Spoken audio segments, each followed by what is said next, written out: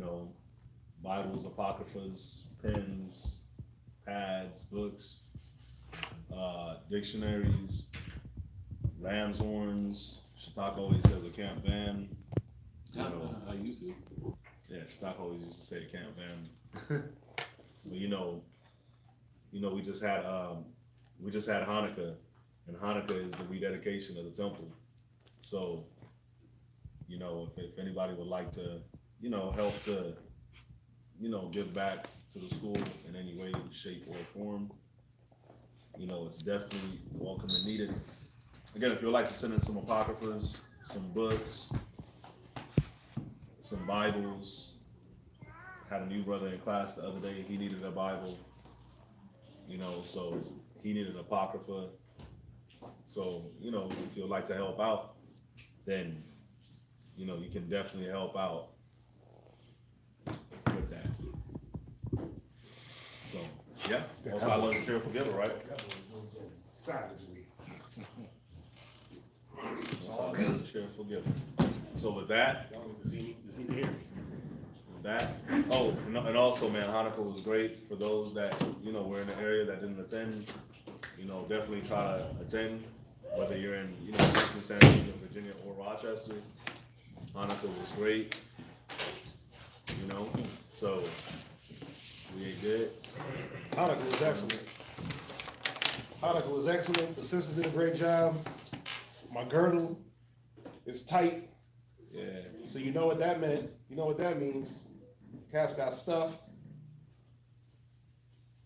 So yeah, it was a good time.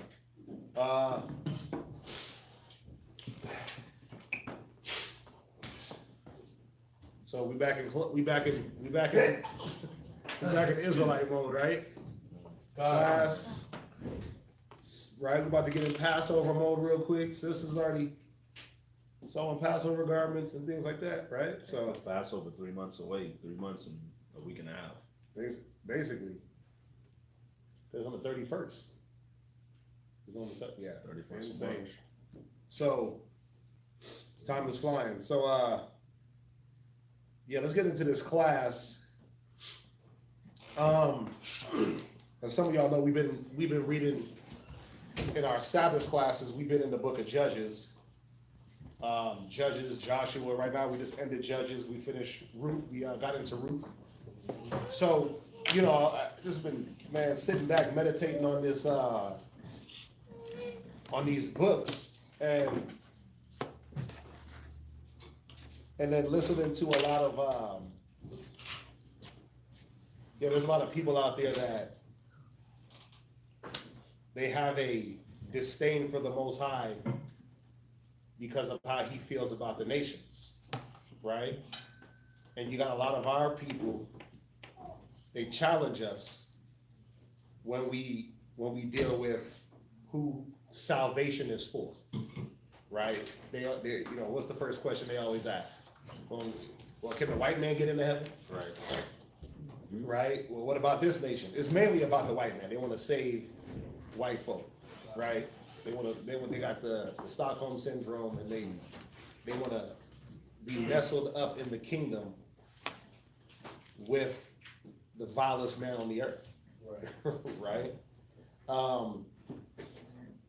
But what I want to deal with is, and y'all see the title of the class, is it in there?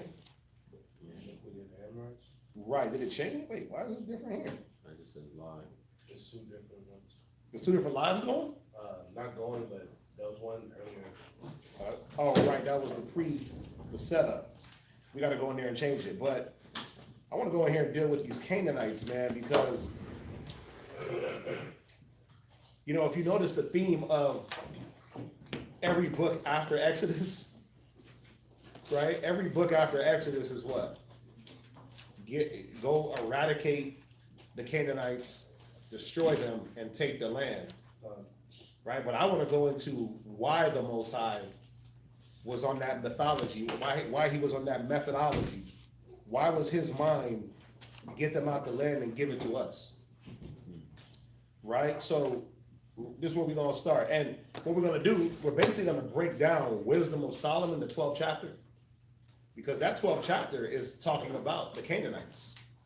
right? And the things that they were doing in the land and how they dwelt and dealt in the land. So what I want to do, before we go to Wisdom of Solomon 12, let's go into Ecclesiasticus, right? We're going to go to Ecclesiasticus, the 33rd chapter and the 10th verse. I want you to read that. Ecclesiasticus chapter 33 and verse 7. There's going to be a lot of reading in this class, so make sure y'all take good notes. There's a lot of information that's going to come out. Ecclesiasticus 33 and verse 10. Ecclesiastes chapter 33, verse 10. And once again, you can title this class "The Abomination, the Iniquity of the Amorites." Right? And I want you to read Ecclesiasticus 33 and verse 10. Go ahead. And all men are from the ground, Go ahead. and Adam was created of earth. Come on. In much knowledge the Lord hath divided them, Right? and made their ways diverse. Right. And this is talking about all men of the earth. Right? We know, in a sense, we all come from Adam. But what happened is, after Adam, then the flood, right? And then you had Shem, Ham, Japheth, Noah. And then the Most High started to make our ways. We know he made our language diverse because he confounded the language. Then he said he made our ways diverse. Go ahead.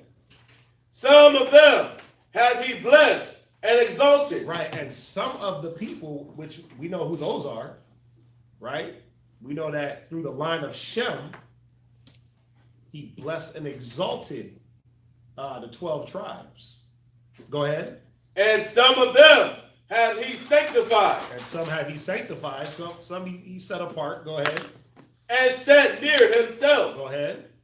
But some of them have he cursed, Right. and brought low. Has he done what? Cursed and brought low. Right. And we know that even in that righteous line of Shem, we got Esau that comes out of that Shem line, Shemitic, right? That they were what? They're cursed. Why? And why do I say that they're cursed? Because they're the people that have no what?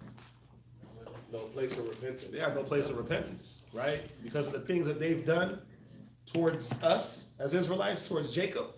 Most High said, you have no place for repentance. Go ahead. And turned out of their places, Go ahead. as the clay is in the potter's hand. And a lot of people ask, well, why did the Most High hate Esau? Or why did the Most High create people and then curse them? Well, first of all, it said that their knowledge is what made them different. Their wisdom, right? Didn't it say that? In much knowledge, the Lord hath divided them. So the things that we did on this earth is what caused the Most High to say, nah, you ain't fit, and you are. Go ahead. To fashion it at his pleasure. Go ahead, but it's giving us the analogy of the potter and the clay. The potter can fashion the clay to be whatever vessel he wants it to be. I want you to be a cup. I want you to be a plate. I want you to be a knife, a fork. Go ahead. So man is in the hand of him Go ahead. that made him Go ahead. to render to them as liketh him best. You see that? It's what the Most High wants. It's what the Most High wants, and it's the way the Most High wants to deal with the nations, right? It's not up to us. Like when he says the nations are nothing, they're a drop to a bucket. They're like spittle. That ain't no. We didn't write that. But everybody looks like, wait a minute, why does he hate this, and why does he deal with the nations this way, or why is he going to cut off Esau, or why what about the Africans? What about this? What about the Arabic people? I don't got nothing to do with that. I didn't write the book, the words of the Bible. Most High said he's going to deal with the nations and judge according to what he feels is best. But let me ask y'all a question. Is the Most High unfair? Is he unfair Nope. in his judgment Nope. for Esau?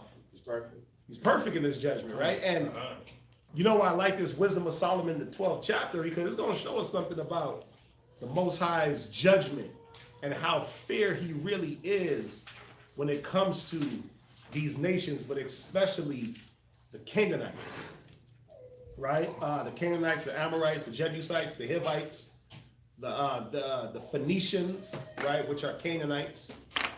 There was something about them where the Most High said, okay, you know what?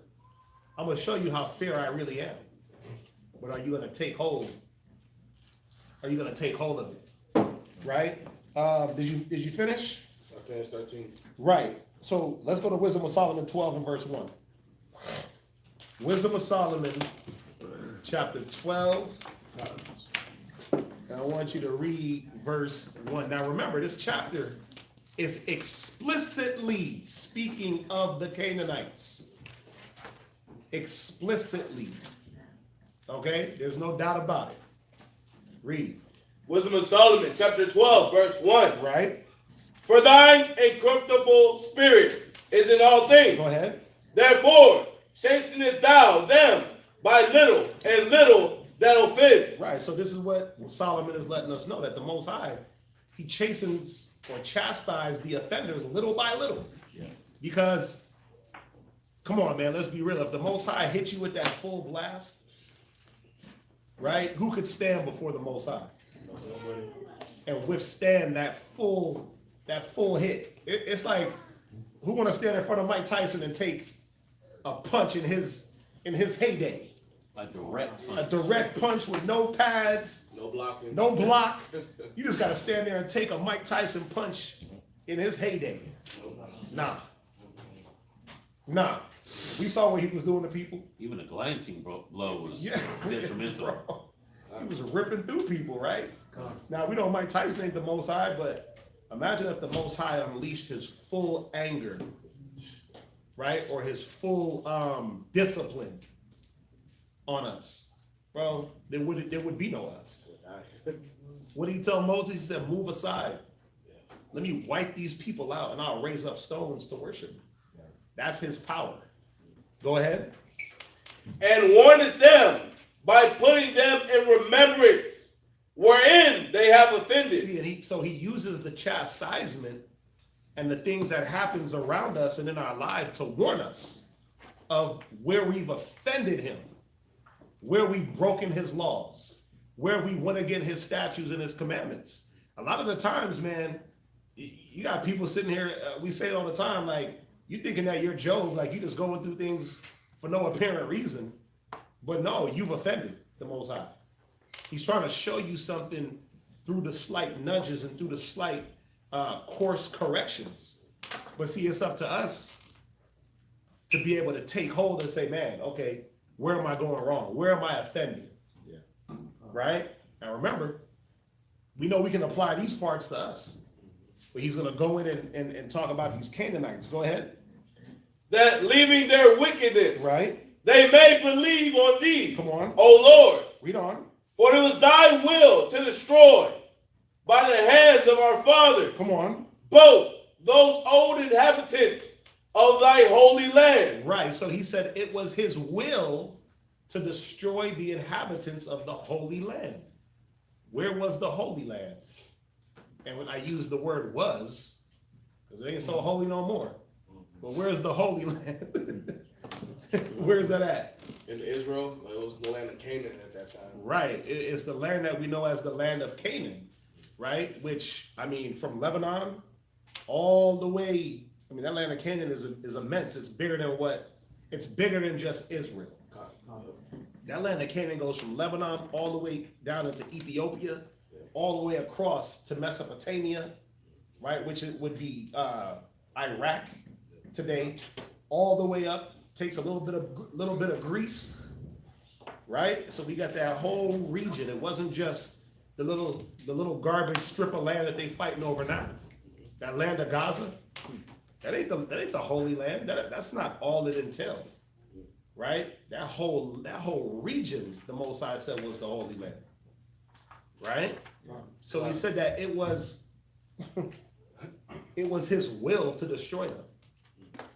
And you read this and we're like, well, so he just wanted to just kill people? That's what the Most High is on, just killing folks? Just wipe them out just because? Because let's be real. Let's be real. Were we any better than the inhabitants before us? No. Before we got there, we wasn't no better. So it wasn't about us. It wasn't about who was there. It wasn't about the Canaanites. The Most High said the land was holy. But the occupants of the land, they had to go. Go ahead. Verse 4. Whom thou hatest. Whom thou what? Hatest. Wait, does the Most High just hate just for the sake of hating? I thought God don't. I thought God don't hate. I thought God was all love. All love. So here we got another scripture to add to Micah, to add to Romans or Malachi, to add to Romans, to show that the Most High just does hate. He does hate specific people, specific nations, right? But is it just based off of him the Most High is just emotional? Nope. He emotional as hell, man. He got to get his head under control. Somebody look up the word odious. Odious. Ah, my man. He already got it. He beat you to it. What you got for odious? Hateful, deserving hatred. Go ahead. It expresses something less than detestable Less than detestable. Go ahead. and abominable Come on. as an odious name, Mm-hmm. odious vice. Mm-hmm. All wickedness is odious. All wickedness is odious. Go ahead. Offenses to the senses, Mm-hmm. disgusting Uh-huh. as an odious sight, An odious sight. Go ahead. an odious smell, Uh-huh. causing hate, So actions that cause someone to hate you. Go ahead. invidious, Uh-huh. as to utter odious truth. Right. So read on in Wisdom of Solomon. I want to get that definition first. Then we're going to read the next scripture. Go ahead. Read Whom the thou scripture. hatest Right. for doing most odious works. So it wasn't that the Most High just hated the Canaanites for no reason. He said he hated them because of their works. It said they did the most odious works. So their works were hateful. So in turn, the Most High hated them. Now, when he hated Esau, did he hate Esau just because? Esau gave him reason for the Most High to hate him. Right? Because is it not the works? Is it not the works of man that the Most High is looking at? But then when those works now become, you know how you can, a person to do something bad and you can sit back and say, man, that's not that person. Right. That was kind of the moment or the situation. But then, you know, there's some people are just straight up evil. And you know, you're like, man, that's that person. That person got an evil nature. You start to tend now to hate the person because they're evil natured. Esau, is he not evil natured as a people? I mean, you got to be evil natured when you can take a bunch of poor people, inject them with gonorrhea, let them have gonorrhea for years, let them have babies, let the baby have, oh no, not gonorrhea, syphilis, the Tuskegee Project, right? That's just one odious work. Right. But when you can experiment on black people because you say, oh, you know what, they don't feel pain. We're gonna do surgery on them with no anesthesia. Even though they're young and screaming. Even though they're yelling and screaming in pain. Oh no, they don't feel it. No. They faking it. Right? When you can just think about the works that Esau has done. Right? Now, this ain't a class on Esau. We're dealing with Canaan. We're dealing with who came before Esau. We're dealing with who came before Esau. You're gonna learn something about these Canaanites. And hopefully you pick up that Esau, all he was, like Esau never invented nothing. The so-called white man never invented anything. I mean, y'all know that, right? It's a copycat. Even in evil, he copied evil, and he just did it better than everybody else. He was more deceptive with his evil. He was less apparent with his evil, but come on, let's think about it. Sodom and Gomorrah was what nation? Canaanites. Did we know that was a 5 nations of what? 5 nations of what? Ham doing what? Homosexuality. Come on. They was out there being homosexuals, right? Now, where was Esau in Genesis 19? He wasn't born yet. Right, he wasn't even around. So-called white man wasn't even around yet.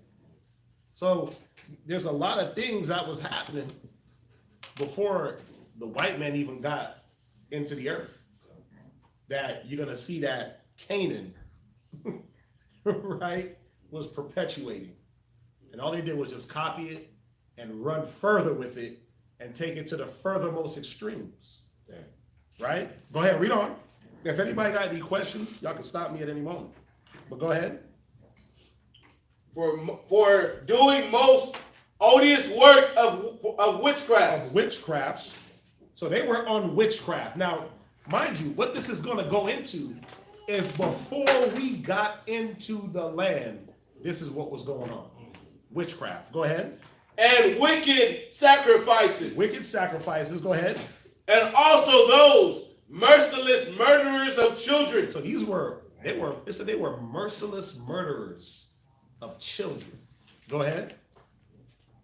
And devourers of man's flesh. Yeah, it wasn't that they were just killing people, they was eating them. To devour a man's flesh, they was eating folks. Straight up cannibalism. This is what was going on in Canaan. Go ahead. And the feast of blood. Don't wait, the what? The feast of blood. These niggas was having straight blood feasts. Now, y'all heard about adrenochrome, right? Where they drinking blood and adrenaline and all these different things. Yeah. The white man ain't start that. The drinking of blood and all these different things. Look, we got to hear it with Canaan. You got your hand up. On this holy land, they're talking about the promised land, right? Yeah, the promised land, land of Canaan. Holy All land, this was promised going land. on in the promised All land? this was going on in the promised land before we got there. All right, come. Right, remember, our whole thing was, when we came out of Exodus, out of Egypt, was to go get the promised land that was promised to Abraham. But even in Abraham's time, who was there? The Canaanites, right? They were there. They got there when Noah and the ark landed in Turkey, right? Then everybody started to spread out. They went into that land. So they were in that land from Genesis 9 all the way, or Genesis 7 all the way till now. Till now. So it's giving us a glimpse of what they were doing, right? Witchcraft, sacrifices, murders of children, merciless murders of children, eating cannibalism, eating blood. What else? With their priests out of the midst of their idolatrous crew. Go ahead. And the parents Go ahead. that killed with their own hands. Ooh. Souls destitute of help. So parents were killing their own children. This was a thing, a common theme in Canaan. Go ahead. That the land which thou esteemest above all other might receive a worthy colony of God's children. Right. So the Most High said that Canaan had to go so that we can get up in there and literally make the land flourish. Literally live in the land and do right by the land and serve the Most High. So I want you to go to Leviticus real quick, 18. And, you know, a lot of the time when we read the law, the thing that we got to be mindful is that the law was a preparation. And I always said that, I used to say this in the past and I still say it. Remember, the law was to clean us up when we got out of Egypt, but also to prepare our minds for what we were going to see when we got into Canaan. Right? Right. So read Leviticus. We're going to jump. Now, this chapter in Leviticus 18, you could just title this little part, Sexual Immorality. Because this Leviticus 18 chapter, this is what it deals with. Sexual immorality. Okay, so I want you to start with Leviticus 18 and verse 3. Leviticus chapter 18 and verse 3. Go ahead. After the doings of the land of Egypt, Go ahead. wherein ye dwelt, Uh-huh. shall ye not do. So after the doings of Egypt, don't do what they do. Go ahead.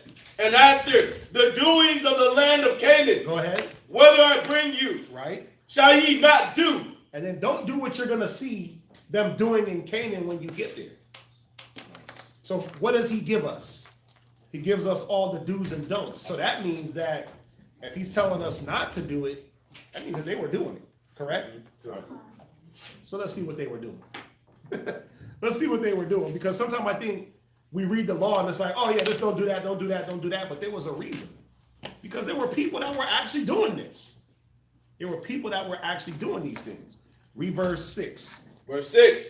None of you shall approach to any that is near of kin to him. Right, so he gotta, like, think about it. Why does the Most High gotta tell you not to lay down with your close family member? Because in Egypt, that's what they were on. I mean, that's common knowledge. Half of the pharaohs was brother and sister, right?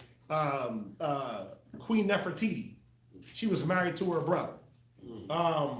I believe King Tut, he married his sister. Like, you go through a lot of those pharaohs, it was all bloodline related. And I'm talking about close bloodline.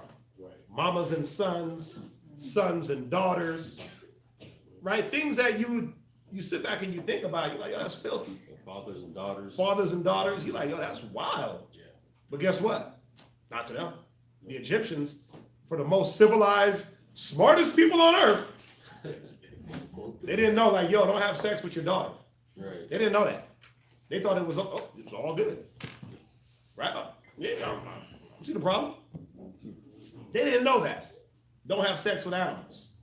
The most civilized nation, quote unquote, air quote, civilized. They didn't know to be civilized, you didn't have sex with animals and things like that. You had your hand up. Nah, just on that same fact, it was very common for the sons to sleep with the mothers, for the, like how you said, the fathers with the daughters. Yeah. It was common. Like, it was like known. And even in their gods, they show that same Those same practices. Because they believed that if they emulated their gods, they would be like them. Yep. Seti and I can't even remember. I did a whole class on this, but Isis and all these different gods. The mother slept with the son, and then the father came. All weird All stuff, right? crazy It's stuff. craziness. But think about it. If their gods are doing it, then what's good for the goose is good for the gander, right? This is how these Egyptians were thinking. And guess what? As we're captive in Egypt, what do they got us thinking? It's all good. That's okay.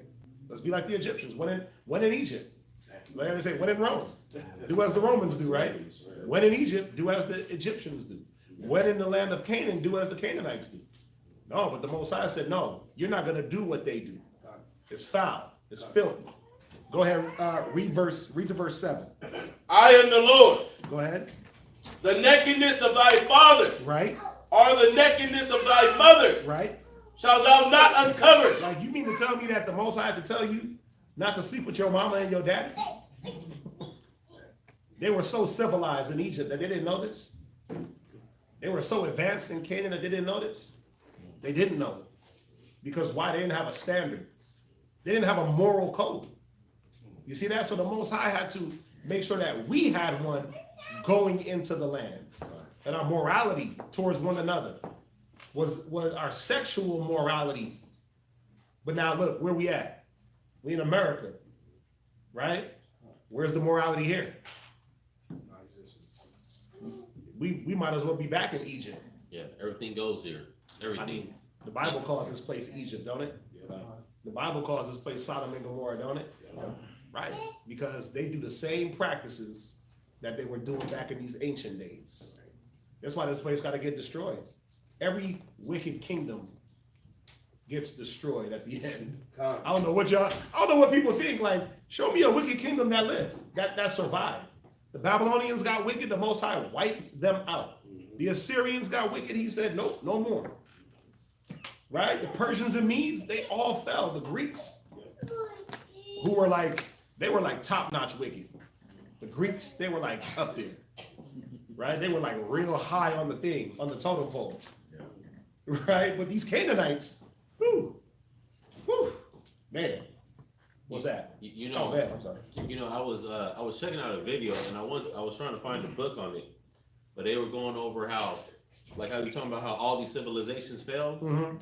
At the end of the fall of the civilization, the homosexuality was increased. Mm.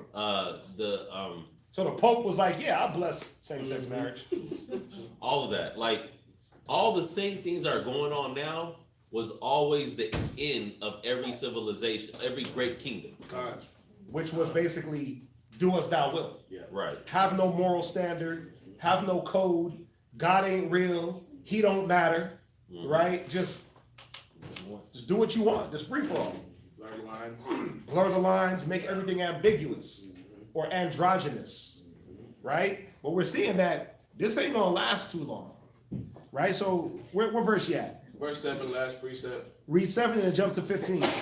She is thy mother. She's what? Thy mother. That's your mama, dummy. She can't be your wife if she's your mama. So you can't have her. Go ahead. Thou shalt not uncover her nakedness. Verse 15. Verse 15. So I'm not gonna read this whole chapter. We're gonna jump to like the prominent verses. Go ahead. Yeah. There's a lot. Go ahead. Thou shalt not uncover the nakedness of thy daughter-in-law. Why? Why can't you sleep with your daughter-in-law? Why? Because she's your son's wife. Thank you. It's that simple. That's adultery. Adultery. Why can't you sleep with your mama? That's your daddy's wife. That's adultery. Right? Even if you go to the base of it, that's adultery. Go ahead. She is thy son's wife. Go ahead.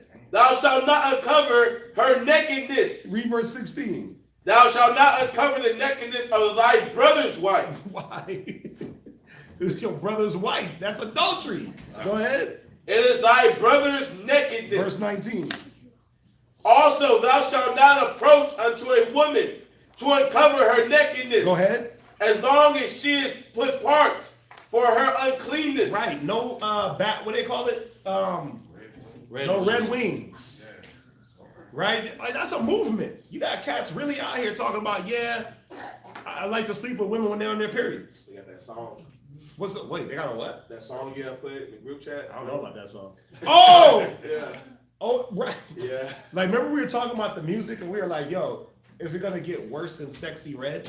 It got worse. And immediately it got worse when a woman came out rapping about how she likes to have intercourse while she's on her period. And then you got dudes in the background, the lyrics were insane. Crazy. Talking about like red mustaches and all types of what? Like, I missed that. That one. yeah, you wanted to, trust me. But they use our people to promote that filth. Yep. You see that? But just think about it. The Most High got to set down a stipulation not to do it. That means that was common. Right. That was something common. Yeah. Where when a woman got her menstrual cycle, nobody took the 7 days to make sure that she got off and then dealt with her. It was a free-for-all. So imagine what type of diseases and sicknesses were going around that, and people were like, well, I don't know why I'm sick. I don't know what's going on. Well, you got blood all over the place. Right. What do you mean you don't know what's going on? What's that? They were like, nah, it's not me. Let's just kill this child and sacrifice it to the God. It'll make it go away. But that didn't stop it. That's the thought. Yeah, that's what they was on. Let's just set up some sacrifices, right? Yeah. Let's just set up some sacrifices. Nah, man, the Most High was setting these things up to keep us clean, to keep the people clean, to keep the land clean. Right? What verse you at? Verse 20. Read verse 20. Moreover, thou shalt not lie carnally with thy neighbor's wife, Right? to defile thyself with her. Go ahead. And thou shalt not let any of thy seed pass through the fire to Molech. Right? Neither shalt thou profane the name of thy God. Right. So we know that this is speaking of Canaan because Molech was the Canaanite god. It was actually a Philistine god that was represented by a serpent. And in order to worship that god, you had to throw your kids in the fire. Right? Go ahead, read on. I am the Lord. Right? Thou shalt not lie with mankind, Come on. as with womankind. Y'all so smart, I gotta tell you not to be homosexuals. Y'all so smart. Y'all so intelligent. then I gotta tell you that a man ain't supposed to lay with a man. Or one. Or a woman with a woman. Y'all so smart. But I gotta tell you these things, these basic things that unless you implant these into a child's head, they know better. You literally gotta indoctrinate a child into doing these things and believing in these things. Right? What verse you at? Read verse 22, last precept. Go ahead. It is abomination. Go ahead. Neither shalt thou lie with any beast. I mean, come on. You're like, why would you gotta be told to not lie down with an animal? That bestiality is wrong. What smart person gotta be told that? Egyptians, Egyptology. Right? Because you know why I'm focusing on them right now? Because people want to act like they were the most advanced Most civilization and sophisticated civilization ever, and they weren't. They weren't if they were doing this. Right. You real base. First of all, it tells you that the most basis, you have to be a real base civilization to worship animals. Only the most basic civilization worshiped animals. If you don't know, the first god that the Egyptians worshipped was a cow. Then it transfigured into a man with a cow body and a cow head and a human body, then a snake head with a human body, then a bird head with a human body, then a beetle head with a human body, then a sphinx. You have to be a real low-level person, right, to worship animals. Animals? Yeah. Animals. Right? But then think about it. You had the Canaanites who worship Molech in the form of a snake. Low level. Low level. Go ahead. To defile themselves therewith. Go ahead. Neither shall any woman stand before a beast. Neither shall any woman stand before a beast. Ooh. But we got whole communities now. Like, listen, it's legal to put dog porn on the internet. It's legal. At one time, it was against the law. It was considered animal cruelty. But when Obama, y'all know the story when Obama signed in homosexuality into all those bills, he also signed in bestiality.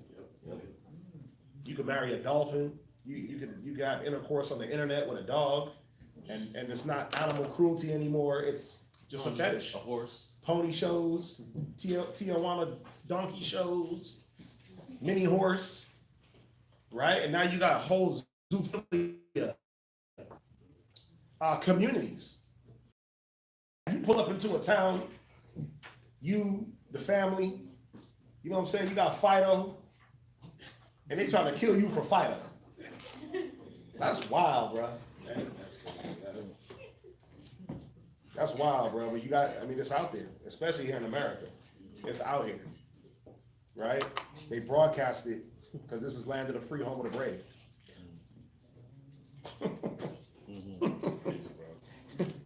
Did we stop? Oh, no, we didn't. Go ahead, read on. To lie down there too. Go ahead. It is confusion. Go ahead. Right. It's Babylonish. It's Babylon. Go ahead. Defile not ye yourselves in any of these things. Go ahead. For in all these the nations are defiled. The Egyptians, the Canaanites, and we know further down the history, the Edomites, right? The Elamites, the East Indians, they defiled with their abominations and the gods they serve. And all these nations, man, even our own people, defiled in the things that they worship and that they serve. A lot of our people worship themselves and are self-indulgent in themselves and prop themselves up as a god. It's true. You can barely pay your own bills. You can barely pay bills. You a god? You can't control anything in your life.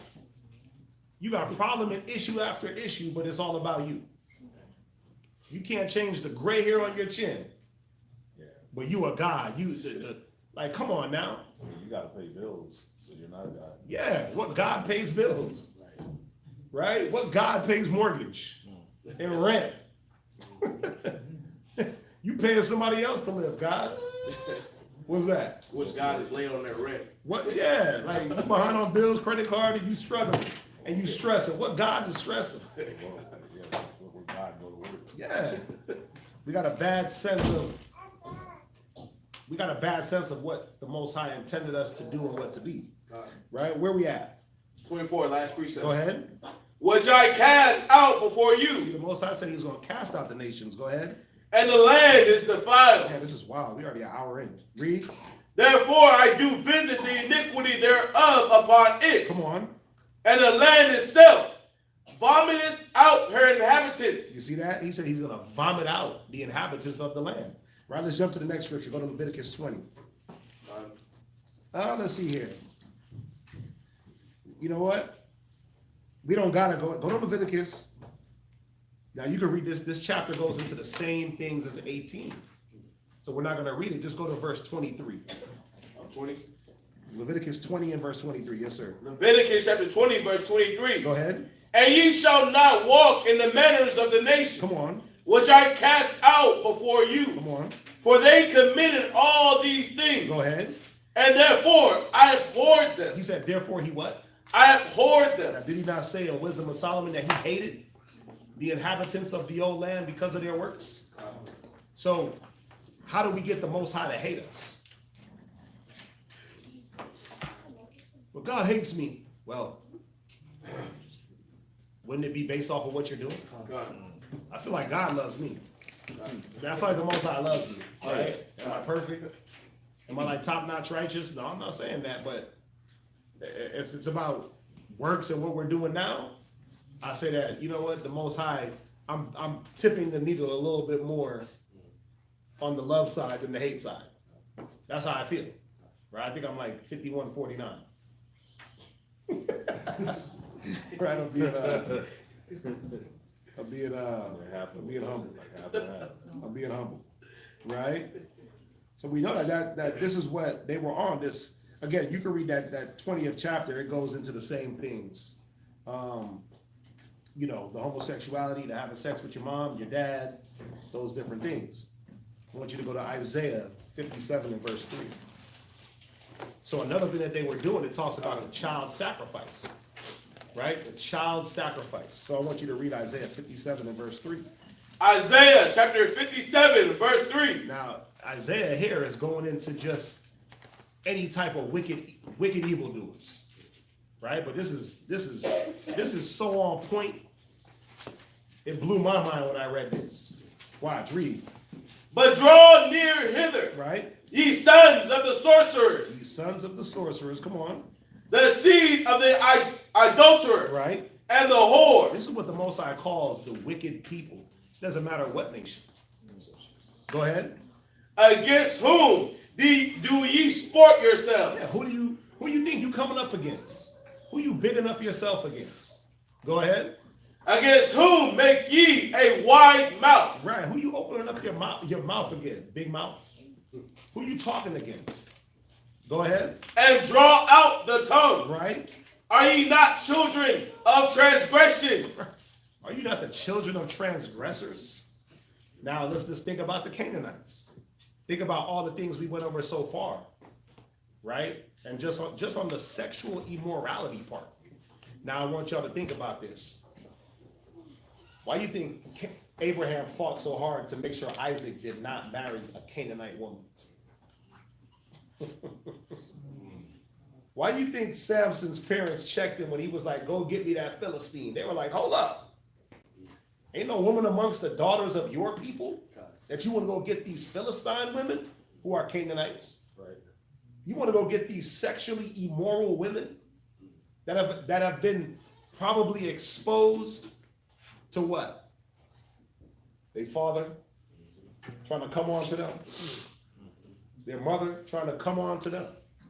This is what you want? Think about that. That's why Abraham fought. Why do you think when Esau went, what's the first woman Esau went and got? Ooh. Damn. Shows you where Esau was. That nigga was foul. Man shall cleave to his life. Man shall cleave to his life. He went and got the first Canaanite he could get his hands on. That's why I called him the vilest man on the earth. Because a man shall cleave to his life. You like sexual immorality? Well, you know what? I don't see the problem. I'm down. You like drinking blood and blood feasts? What's a little blood when the Most High said not to drink and eat blood? What's a little blood? You like witchcraft? Hey, you know, my cousin has seen Sabrina the Teenage Witch, right? You like a little child sacrifice? Well, you know what I'm saying? You get the abortion clinics popping real fast. Esau's on the same time as Canaan. They, like, I don't know if you noticed, when you read, they've always been in alliance with the Canaanites. All the way up until now. Who do you think put you in slavery? It was Esau and the Tyre and Zidonians, who are Canaanites. Right? They're the ones that were able to snatch us up off the west coast of Africa and throw us on those ships and bring us over into this land. They've always been against us. They've always been a snare, but part of it was our fault. Because when we were commanded to go into the land and wipe them out, what did we do? We made treaties with them. We kept them in the land. We didn't just kill them. We wanted to make agreements with them. Like, how do you make a treaty with this? Yeah. Like, y'all are child rapists, so yeah, y'all can chill. Yeah, just let us inside. Your Y'all whole family good. can live. Like, who knowingly is gonna go move next door to a cat that's drinking blood? Who knowingly? But he says good morning every morning. He's nice. He waves to me when I'm in the driveway. He says good morning, good afternoon, and good night. Oh, He's a good person to be he's around, a right? good guy. Bob is a good guy. Until your kids come up missing, right? Until something, an animal come up missing. Yeah, your dog. But who's knowingly gonna do this? But this is why the Most High told us, don't let our daughters marry their sons, and our sons marry their daughters. Don't make any alliance with them, because what are you aligning yourself with? Wouldn't it be their practices? Yes. Wouldn't it be the things that they're doing? Now we know, again, we said it, who was willing to align himself ever so swiftly. So-called white man was quick to go run up with the African and go align himself. Now think about this. What type of child is that gonna produce? Monster. Filthy, confused, right? Filthy, confused, evil upon evil, right? Read on where you at. A seed of falsehood. It creates a seed of what? Falsehood. Right, a seed of transgression, a seed of falsehood, lies, deceit. Go ahead. Inflaming yourselves with idols under every green tree. Go ahead. Slaying the children in the valleys. Doing what? Slaying the children in the valleys. This is what the Canaanites were doing. They were slaying children. Like when you think about like, oh yeah, maybe 4 or 5 children. Nah, bro. They was knocking off their firstborn like we was knocking off firstborn of the cattle. Their firstborns was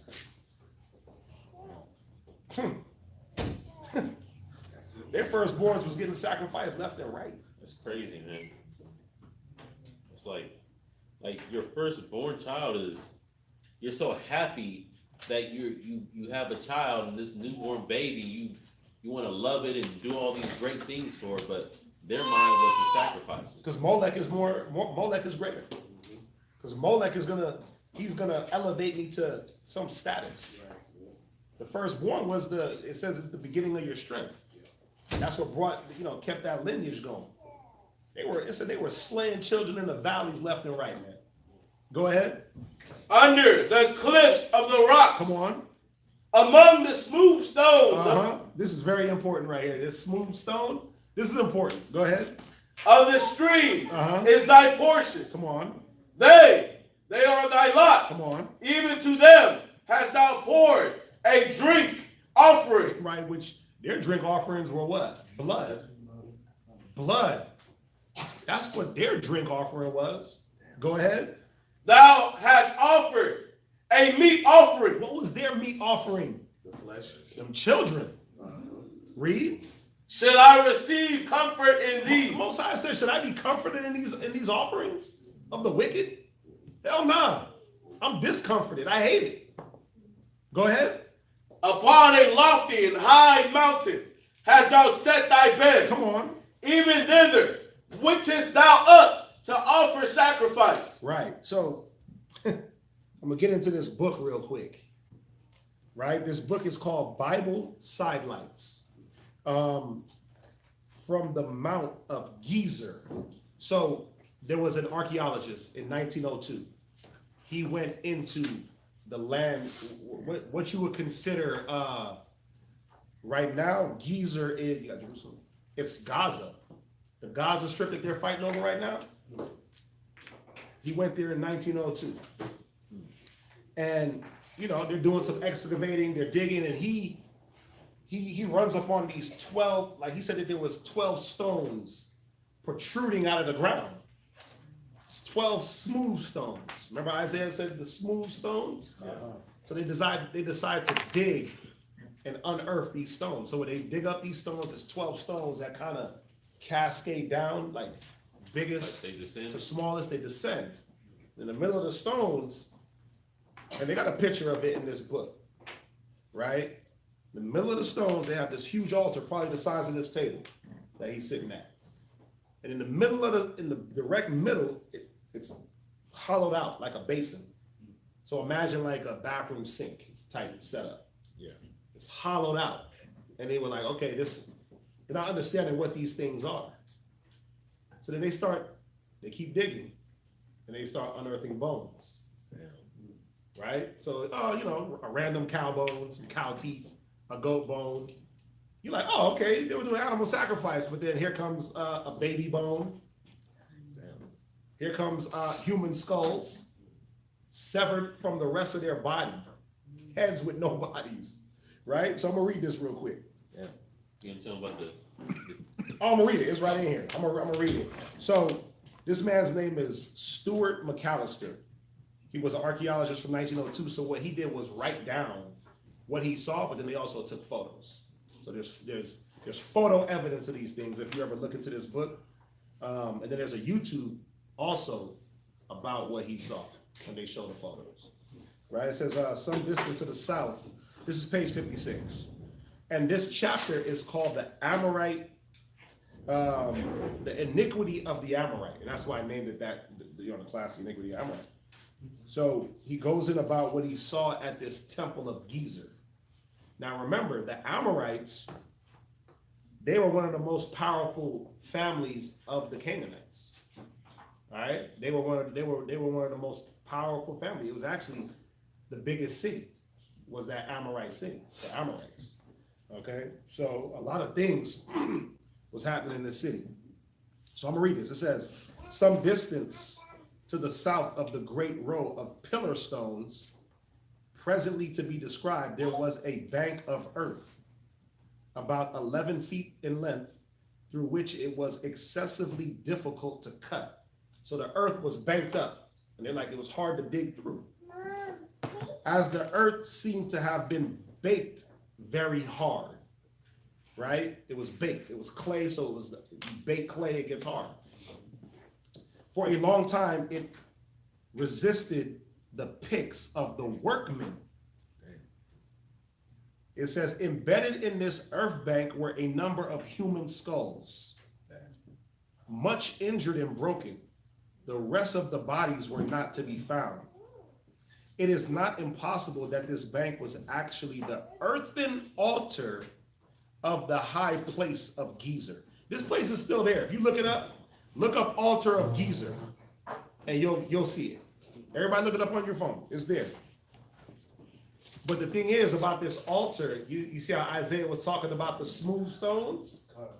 All them stones were like smooth stones that they propped up this altar with. It said that the Canaanite altar should consist of a heap of human heads covered with earth, as is a new idea, though it is not inherently improbable. For it is evident from the excavations that the Canaanites showed an Aztec-like disregard of the value of human life. With the skulls were deposited a number of cow teeth. So they were doing animal and human sacrifice all in one. Y'all see it? You see it? Y'all able to pull it up? Right here. Yep. That's it. No. Let me see. Altar of G-E-Z. This one I got. G-E-Z-E-R. Yep. That's it. Oh, It's I put G-E, two you put two E's. G-E-Z-E-R. It's There it outside. is. It's outside. You'll see the white stones. The big white stone. These stones are huge. These stones are huge. It took a few men to put those stones down. Oh yeah. You see that? Man. Yeah, that was huge. I'm gonna read on, page 71. Lastly, there was a bell-shaped pit. This is gonna talk about the altar that was there. A bell-shaped pit resembling an ordinary cistern, a little to the east of the sacred cave, and apparently a little outside the temple. In this pit was found a great number of bones of human beings, cows, sheep, goats, and deer, in a confused heap. In all probability, this was the receptacle into which the refuse from the sacrifice was cast. So, a reciprocal, this is what caught the blood, is what it's saying. Right? This little cistern, they caught the blood there. Now, when you go to this place, this is the cool part. They have like, you know, when you go to like archaeological places or historical places, there's like a little, they write out like the significance or what it is. Yeah. So they don't tell you about all this stuff. They take all this stuff away, but on the little writing, it said that this was a place where they would meet up. It literally tells you they would meet up and drink blood. They would meet up and do like blood covenants. But they covered up the whole sacrifice part, but just harped on that part. Like, oh, you know, again, the drinking of the blood ain't that big of a deal to them. They didn't want to put them out there as doing human sacrifice, but they put it out there that they were out there.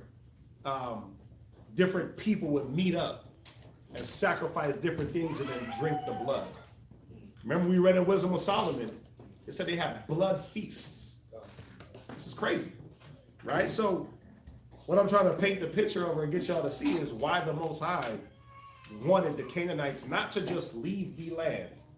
He wanted them dead. Because wasn't that the whole point? He said to eradicate, don't leave anything alive. Why? It was all defiled. From the children to the animals. Like, I mean, you trying to eat a cow that somebody done, or a sheep that somebody done, some dude done laid with? You want that? I don't want that. I don't want that sheep meat. Good. I don't want that goat. I'm good, right? You don't want that. It was all defiled, right? I'm gonna jump down to page 73. It says, there still remains the sacrifice of children, on which a few words must be said.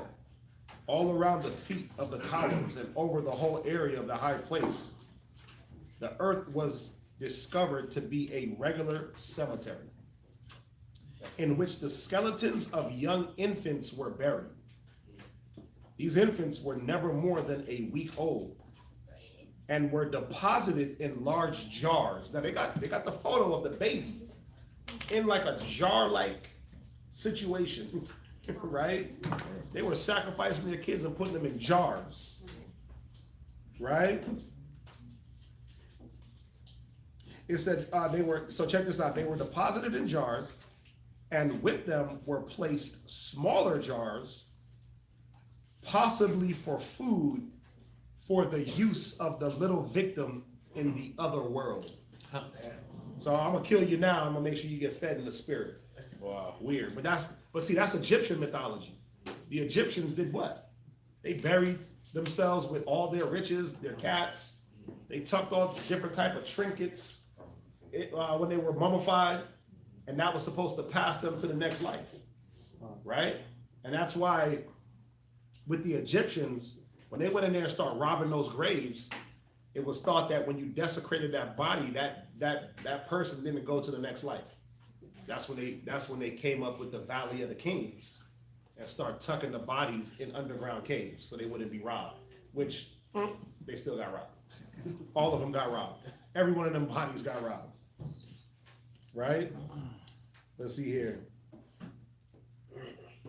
It says two at least of the skeletons showed marks of fire, where we have evidence of the widespread custom of devoting the firstborn, a part of the practice whereby the first fruits of man, of beasts, and of the field were sacrificed to a divinity. So we know that Molech, when it talks about passing through the fire, you literally, to worship Molech, they lit up their altar and threw their babies alive on the hot altar. That's how they was worshiping Molech. Y'all see that? So, this is man, I just stumbled on this book today. But he got a whole chapter going in on how the Amorites or the Canaanites did their worship and their sacrifice.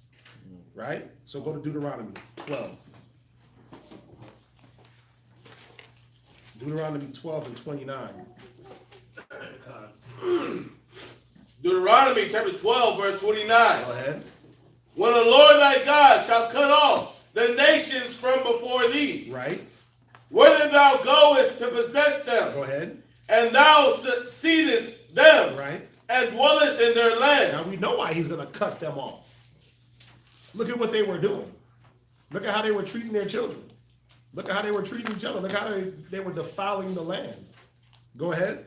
Take heed to thyself, Right. that thou be not snared by following them. This is why he constantly gave us warnings coming out of Egypt. Don't follow the custom of the Canaanite because it was defiled. Go ahead. After that, they be destroyed from before thee, Come on. and that thou inquire not after their gods. Right. Don't even inquire. Don't even look into how they serve their gods. Because what? Curiosity what? Killed the cat. Curiosity killed the cat, man. Go ahead. Say, how did these nations serve their gods? Mm-hmm. Even so will I do likewise. 31. Go ahead. Thou shalt not do so unto the Lord thy God. For every abomination to the Lord, which he hated, Come on. have they done unto their See God. that? The Most High hates child sacrifice. The Most High hates homosexuality. The Most High hates sexual immorality. He hates these things. He said that's what they do to serve their gods. Go ahead. For even their sons Right. and their daughters, Come on. they have burnt in the fire to their gods. See that? They pass them through Molech. I'm going to jump to the same book. I'm going to jump to page 75. It says, outside the high place, other discoveries were made, throwing a light on the iniquity of the Amorite. One of these may be briefly alluded to here. A cistern at the bottom of which were 14 skeletons. One of them, that of a young girl who had evidently been sawn in half. And they know because they see the saw marks. And they show the picture. They cut her right here. So it was head, and then all you see is just rib cage, a little bit of rib cage, a little bit of skeleton, spinal cord. The skulls of two other girls who had been decapitated were found at the mouth of the same cistern. So the little basin that caught the blood, that's where they found at the base these skulls and decapitated heads and half bodies and heads with no bodies. It's wild, man. This is what was happening in Canaan before we got there. Go to Deuteronomy 18 and verse 9. Deuteronomy chapter 18, verse 9. And that's why I'm going through all these constant reminders not to do what they do. But see, isn't it the same now? Don't we got to stop doing what we see the inhabitants of just the world does? All the filth that they push, all the nonsense, right? What do we constantly say? Don't let your kids get raised by the TV. Get off BET. Get off of the video games, right? There's nothing wrong with watching TV and listening to music, but you can't let those things be the thing that's going to raise you, Right. or raise your children. Because think about it: are they not pushing these things? How many shows on witchcraft that they market to children are there? Everything on Disney. Every Disney show. It's supposed to be Disney. Yeah, everything on It's supposed to be Mickey Mouse and Minnie. But everything is about witchcraft. Why? They want your children to be witches and warlocks. Yeah, it's the magical kingdom. The magical kingdom, right? And and make it disappear, right? Everything they push on Disney is about that. You ever notice that all the Disney little actresses and actors? Come on, man, look at their lives. They get off of Disney and then they either caught up in some type of child porn, they either caught up in drugs, they caught up in some type of scandal. It's like Disney is breeding these destroyed people because when they get up in there, you know what they doing to them. Come on.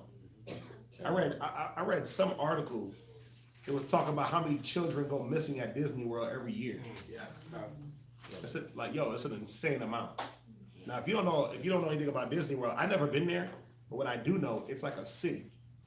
It's its own city, right? It got its own zip code, its own streets. It has its own, and this is what Ron DeSantis was fighting. It literally has like its own law codes or something like that he was fighting against. Remember? Y'all remember when Ron DeSantis, the governor of Florida? Yeah. He was fighting against Disney because what do you remember what it was? I don't remember. It had something to do with. Obviously, it has. It always got something to do with money. That's what it always starts with. But when it boiled down, he was trying to take away like the way they got their own fire department, police. He was trying to take all that away because I guess they weren't paying taxes or I don't know, something crazy. But when you operate like that, imagine the things that you can get away with, right? Imagine you can hide kids and traffic children and put them in the Underground Railroad and all that weird stuff, right? But they market these things to our children.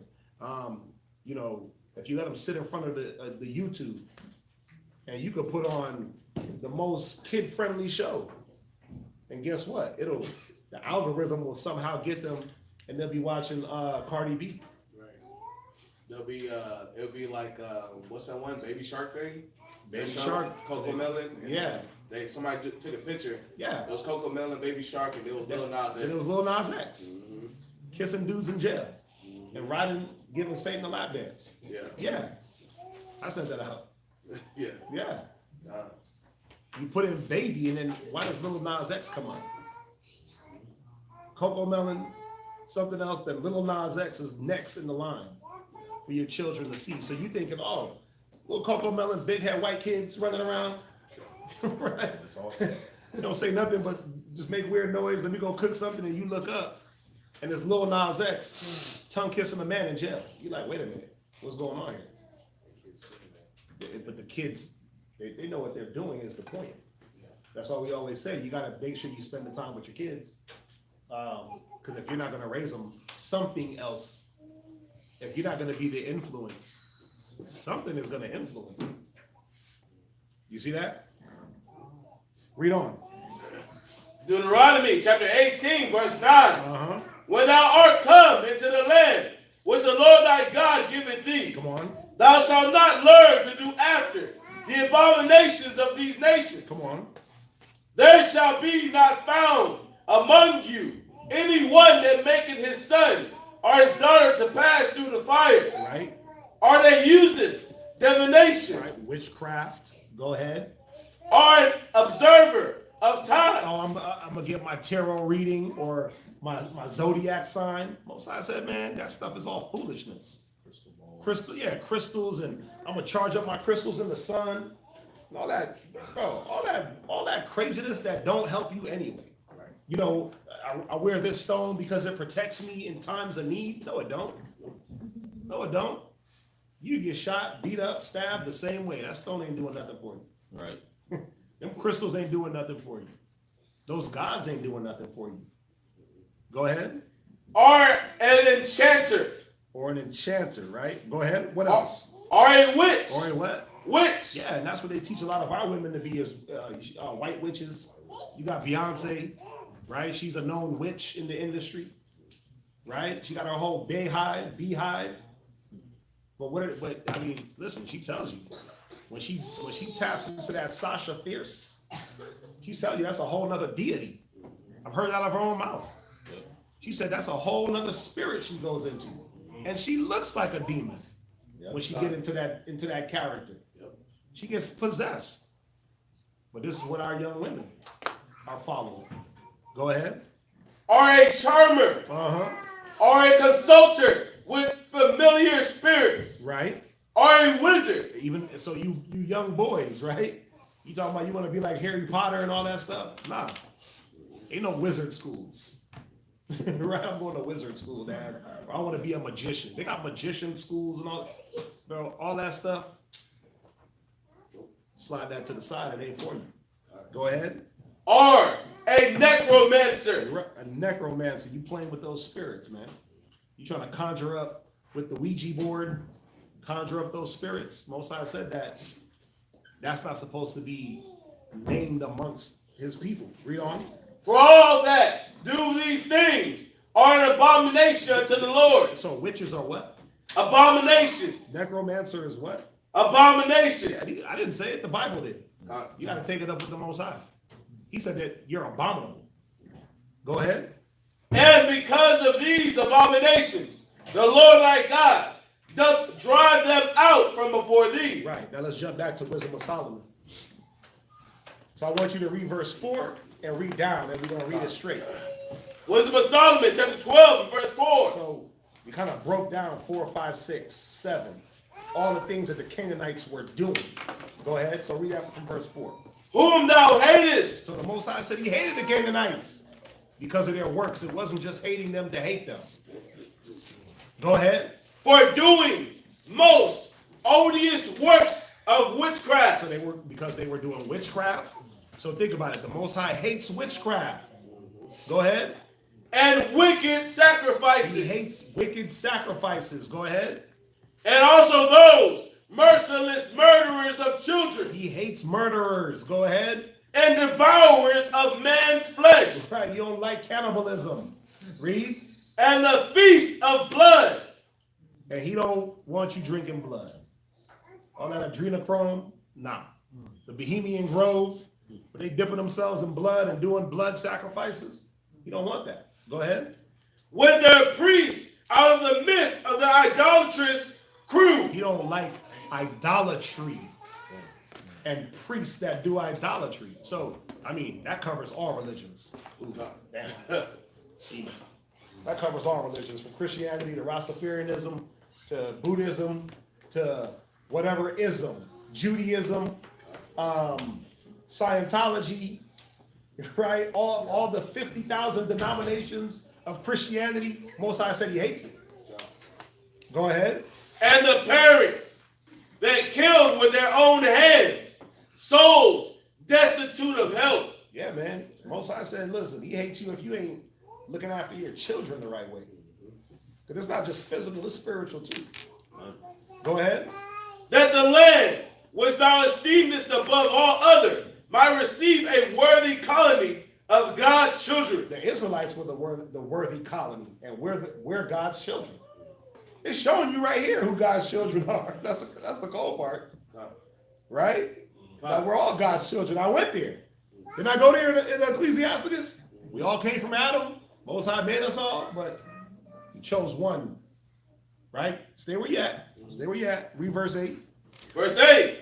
Nevertheless, even those thou sparedest as men, and didst send wasps, forerunners of thine host, to destroy them by little and little. So what it's saying here is that the Most High, it said he sent wasps in the land to remove the Canaanites little by little. Now, did he send like big bees? I mean, imagine if it was, though. Remember, the land of Canaan, first of all, the people were huge. They were giants. Remember the men, they got the cluster of grapes. It took 2 men to carry 1 cluster of grapes. So if it was a literal wasp, imagine how big them wasps had to be. But it's not literal wasps. I'll show you what it is. Go to Exodus 23 and 27. So he's showing us the process of how he was giving us this land. The Canaanites were there. They were wicked as hell. All right, it wasn't like, oh, they were kind of wicked. These niggas was off. Moses said, I'm going to get them out the land. This is why, from the inception, from the time of Ham, who is the progenitor of the African nations, Most High had war with these cats. Right? Nimrod. Most High had war with this dude. Remember Nimrod? What was Nimrod on? What? He was on building the tower.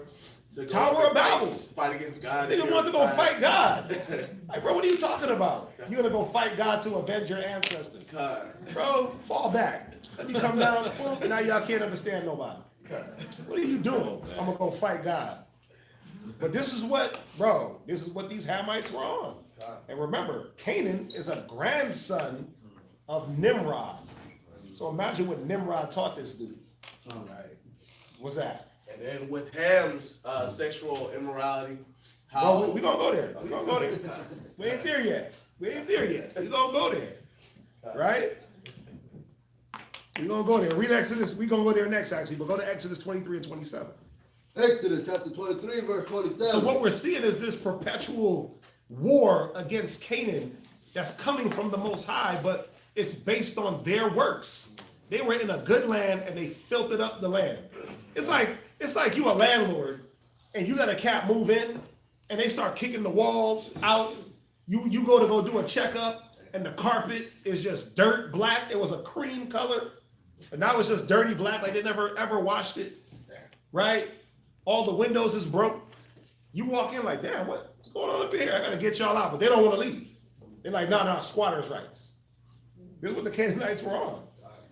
I gotta send the sheriff in. I gotta pull up with the documentation. Nah, we ain't leaving. So the Most High said he had to send wasps. Read that. Exodus chapter 23, verse 27. Right? I will send my fear before thee, Come on. and will destroy all the people to whom thou shalt come. Come on. And I will make all thy enemies turn their back unto thee. See, the Most High said he was gonna send his fear before us, meaning before we got into that land, they were gonna fear the Most High. They were gonna fear us for the incoming destruction. Go ahead. And I will send hornets I will before do thee. what? I will do what? I will send hornets before thee. Now, again, if it was literal bees, which are a nuisance, right? That could have been a way to get them out. But he said, I'm gonna send hornets before you. Go ahead. Which shall drive out the Hivites, Which are Canaanites. Go ahead. the Canaanites, Come on. and the Hittites Come on. from before thee. Right, these are all Canaanite nations, children of Ham. Go ahead.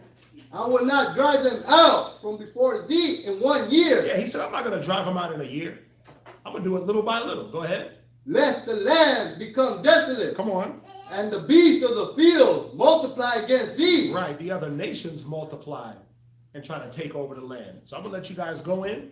And as we read in Joshua a few weeks back, it took Joshua 5 years to go through and wipe out those 30 Canaanite kings. Right? It took him 5 years, man. But he didn't get a chance to wipe them all out. He got old, he passed away, then no one else picked up that mantle. So there was a process of time that the Most High was taking us through. But the reason why he gave us the law was because he knew that we were going to be in Canaan seeing what they were on, seeing the filth that they were doing. But see, the point was this. We were supposed to hate it. Just like the Most High hated it, we were supposed to look at their actions and say, man, this is filthy. But you know what the problem was? We liked it. We liked it. We cleaved to our like. Right? Go ahead, read on. Verse 30. By little and little I will drive them out from before thee until thou be increased and inherit the land. So go to Joshua 24 and 12 and let's see what these hornets are. Joshua 24 and 12. Joshua chapter 24, verse 12. And I sent the horns before you, Come on. which drove them out from before you, even the 2 kings of the Amorites, Go ahead. but not with thy sword, Right. nor with thy bow. Come on. And I have given you a land for which ye did not labor. Wait, go. Hold on. Let me see here. I thought it was going to tell us right here. Joshua 24. Let's see here. Let me get there. 24 and 12. But y'all see that he sent the hornets to the Amorites, but not our sword or not our bow. Right? Go ahead. And I had given you a land for which ye did not labor, and cities which ye built not, and ye dwell in them, of the vineyards and olive yards which ye planted not. Right. No, see, it's, let me see here. Exodus 23. Man, I'm missing a scripture. But I'll tell you what the hornets were. They were the Egyptians. They were the Egyptians because they were fighting with Canaan. The Most High had the Canaanites go into war with the Egyptians. At one point, the Canaanites were tributaries to the Egyptians. Way before we got into the land. When the Egyptians had us in slavery, they also had the Canaanites. So he was using the Egyptians to fight and eradicate the Canaanites. He called them hornets. Let me see if I can find the scripture real quick. Let's see here. Go ahead, read on. Verse 14. Now therefore, fear the Lord and serve him in sincerity and in truth, and put away the gods which your fathers served on the other side of the flood. Right, no, that's it on that. Where is it at? Somebody find that for me.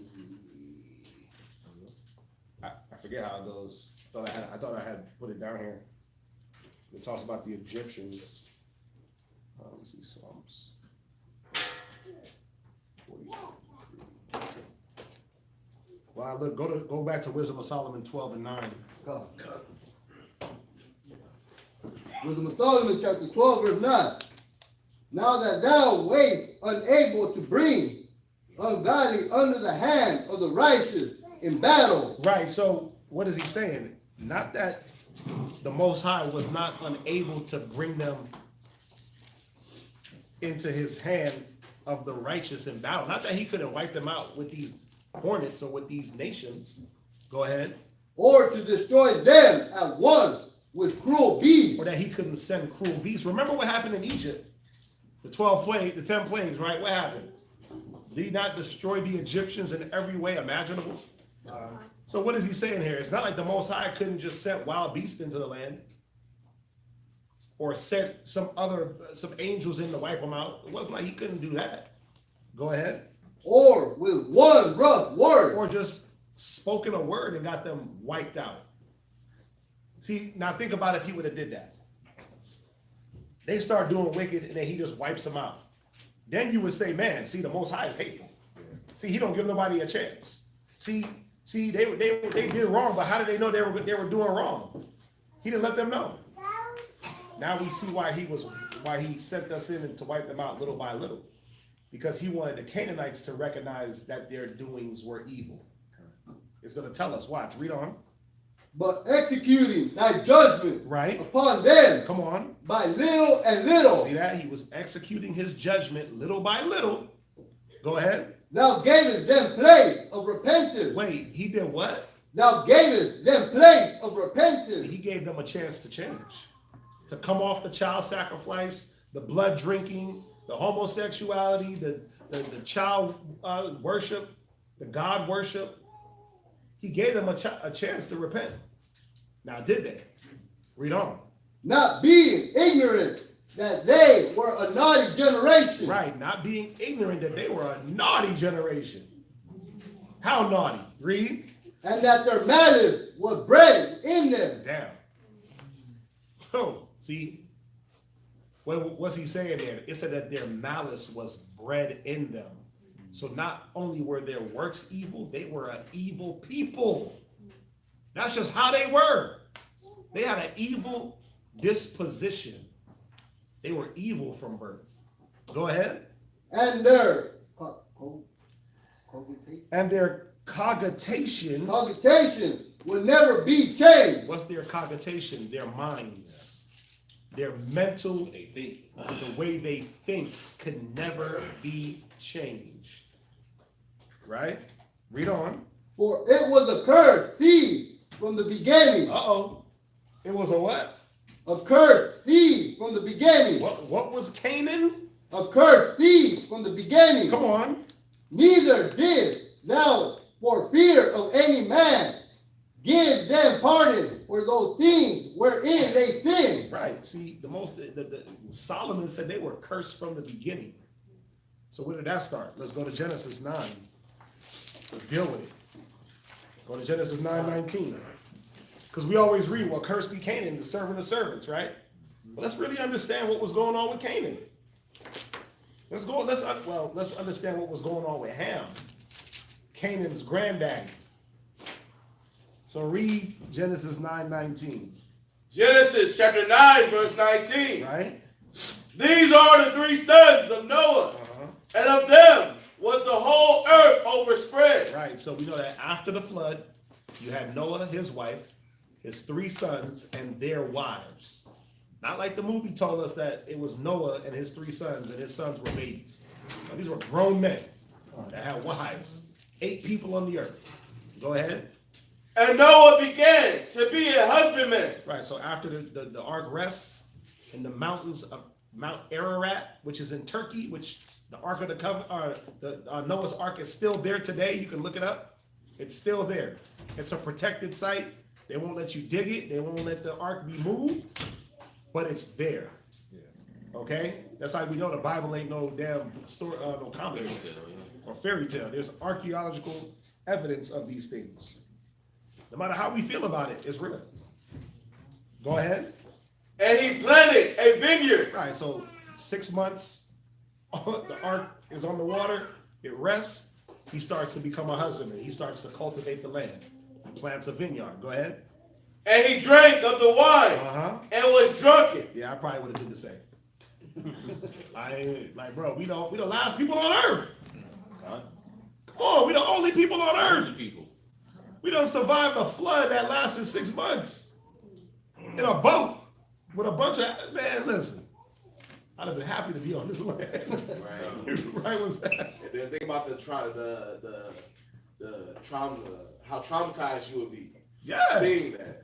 All these different bodies floating in the water. Right, because let's not get it twisted. Like, it was death. When that water receded, where do you think all the bodies went? They just disappeared? They just melted into the water? Nah. They didn't just melt into the water. They didn't just disappear into the water. You talking about different animals, different people, right? Just death all around. But listen, I got it in too, man. Because now we gotta go. Now we gotta do what? We gotta go to work. We gotta bury bodies. We gotta bury animals. But I'm gonna definitely sip a little something for my, you know what I'm saying, for my off infirmities. PTSD. Yeah, for my PTSD, right? Hey, one must have been horrible. Oh, bro, come on. The first week. Yeah, it was probably crazy. We don't even think about that, like what they saw when they got off that ark. Yeah. The death. Right? Remember, everything died. Go ahead, where we at? 21, last precept. Right? And he was uncovered within his tent. Right, so it's telling you right here, Moses, he drank a little something. Noah, he drank a little something, and he was uncovered. He was naked in his tent. He was in his own tent, naked. Chilling. Go ahead. And Ham, the father of Canaan. Go ahead. Saw the nakedness of his father. Right. And told his 2 brethren without. Wait a minute. Remember that one scripture in Leviticus 18 and the other one in Leviticus 20 where it says not to uncover the nakedness of your daddy? So not only did he see his dad naked, but then he went and told his brothers, like, yeah, you know, saw Pop swinging. Like who does that? Yeah.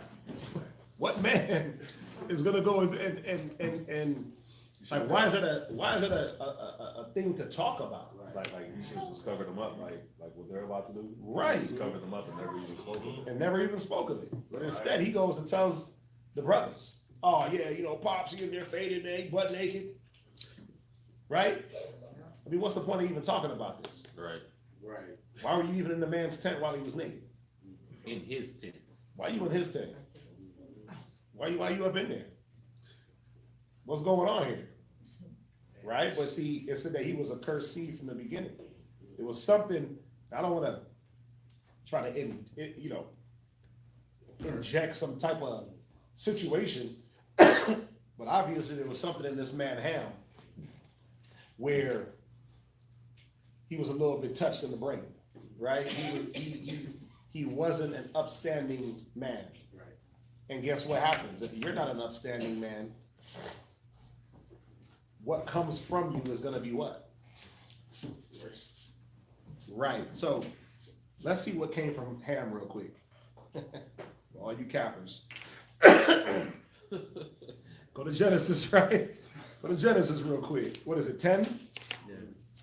The lineage of Ham? Is it 10? 10 and 6. Let's go to Genesis 10 real quick and let's see who came from Ham. Genesis chapter 10 and verse 6. Right? And the sons of Ham, Right? Cush, Whoa. Who's the Cushites today? Ethiopians, Ethiopians. Go ahead. and Mizraim, Mizraim. Who is Mizraim? Egyptians, Those are the Egyptians. Read. and Put, Right? Those are the Libyans. Go ahead. and Canaan, And Canaan. Go ahead. and the sons of Cush, Right? Seba, Ethiopians. Go ahead. and Ethiopians and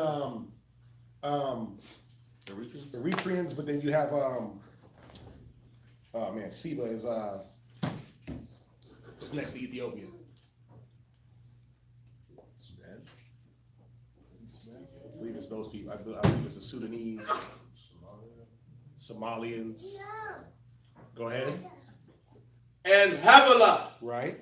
and Sapta, Mm-hmm. and Rama, and Sabtecha, Right. Go to verse 8. and Cush begat Nimrod. Go ahead. He began to be a mighty one in the earth. Go ahead. He was a mighty hunter before the Lord. Right. You see that? And then from Nimrod, the whole line. But after Ham, now this is the thing. Wouldn't it have been messed up if Ham made this mistake and didn't know better? Like where there's no law, there's no transgression, right? Well, why did they curse him? Why did Noah say, "Curse be Canaan"? We haven't read it yet. Why would he do that if he didn't know better? Because he did know better. Because Noah, remember, who was saved, the wicked or the righteous in the flood? The righteous were saved. Noah and his sons were saved because they followed Noah. His sons were saved because they followed him. But then we see that there's a break off of the information where Ham starts to go a different way, Japheth starts to go a different way, and Shem starts to go a different way. Now, Ham went a way different way. Because remember, from the Hamites come the Sodomites. Right, we know what they was doing to Sodom and Gomorrah. There was a lot of filth going on in that city. Right? So we can see the forefather, all his lineage is suspect. What's that? I wonder what Ham was telling his descendants. Because that's not. He was telling them how naked he saw his daddy. And then like He was telling them about his daddy's privy number. and his defiled brain mind towards the Most High. If this is the grandson, if Nimrod is like, I'm gonna go fight God, what was Ham telling his descendants about the whole situation? That the Most High killed everybody, Right. and it's his fault, Right. and he hates everyone, but no, it's your works. Right. Because why did the flood happen? Wasn't it because evil was exceedingly great on the earth, like it says in Genesis 6? Yeah. So the narrative that's being pushed here, or that could have been pushed, again, I don't want to add anything into the scriptures that's not there, but, or look too much into it. Well, I mean, if you look at it, you ain't got to look too much to see. Wait a minute, where did Canaan go off? Well, they went off because of Ham, because of what he was on. I mean, was that the first time he seen his daddy naked? Ooh. I mean, right? Who knows, right? I'm not gonna say it is or it isn't, but come on.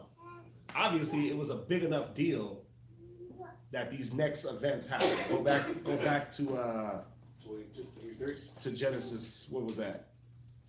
You know, Go back to 9. out of all the lineage of Ham, Uh-huh. it's in 22. It says Ham, the father of Canaan. Like, Yeah, and make sure it lets you know that he's the father of Canaan. right. So having that correlation wouldn't be far fetched. It's like, why would the Bible just specifically Isolate Ham, the Ham. father of Canaan. Canaan? Because you know why? The Canaanites became a very immense people.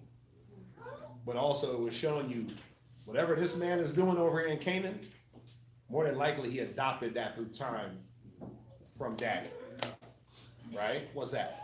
Got a question. So Ham was the one who saw Noah's nakedness. Right. So why was Canaan then cursed? Because what Noah did was curse his lineage. He cursed his line. He could have cursed him, but what was the point of cursing him? He's probably gonna be out of there anyway. So what he did was he cursed his line. Right? And usually that's how those things went. A man's lineage would be cursed, right? Or to have a man's lineage cut off would be a curse. So it was almost like, think about the filth that they were doing. They were cut off from the Most High. Yeah. That was a curse in itself to be cut away from the Father. You see that? Yeah. No, go ahead. I was gonna say too, another reason why Canaan was cursed and not Ham is because think about it. If Canaan was cursed from birth, then who do you look at? You look at the Father. You look at the father. So you're like, damn, this he was cursed from birth. So the father was messed up. The parents was messed up. So it's like if you looked at Ham, was Noah messed up? No, Noah wasn't messed up. Noah taught Ham Noah taught Ham just like he taught Shem and Japheth. So Ham coming out messed up, it's not like Noah didn't teach him. Ham just chose to do what he wanted to do. So now, instead of Noah cursing Ham and making it look like, hey, I didn't teach him, he cursed Canaan. He cursed his own seed. He cursed Ham's seed. But just to add to what he's saying, just think about it. Ham was already cursed based off his actions. Yeah. So if he taught his actions to the next child, wouldn't they be cursed too? Then those actions were taught, they would be cursed, and they would be cursed. So all Moses was saying, I keep saying Moses. Noah. All Noah was saying was, you don't have a cursed generation, you have a cursed lineage based off of it. Yeah. Based off of what you're doing, I can't bless this, because remember, it said the blessing of the Father established the house of the sons. Tells us that in Ecclesiasticus, right? But Moses wasn't going to give his blessings to a man like that. He said, your line is going to be cursed because look at what you're on. This is what you're going to teach. This is what you're going to teach your sons, and this is what they're going to be. There was nothing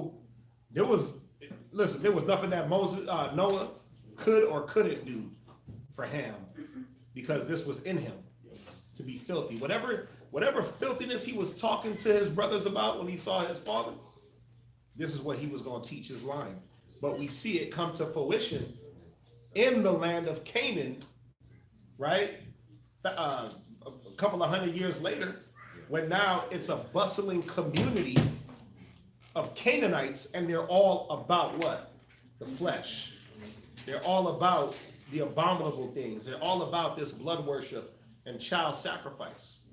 It just, you know what it shows you? That a little bit of wickedness, a little bit of filth can go a long way if it goes unchecked. That little grain, go there real quick. Go to 2nd Ezra.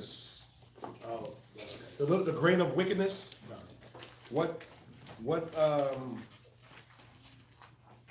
It's 2nd Ezra. I want to say what? 3. But it tells us a little seed of wickedness, how great of a product it yields, man. Yeah.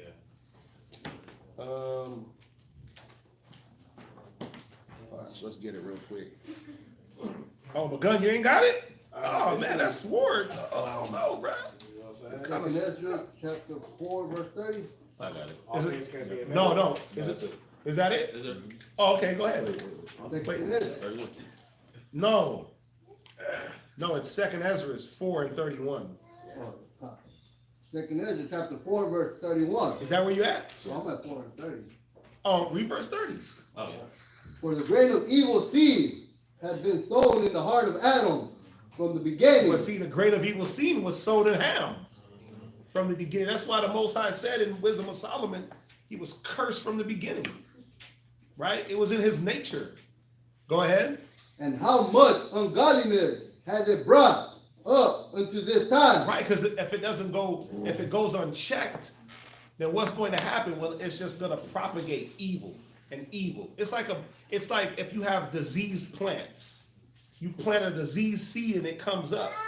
Everything from that tree is going to be diseased. And then those things. I'm sorry, is it that evil inclination of the, I don't know what to call it, but the sin of the heart, like, you know what they call it's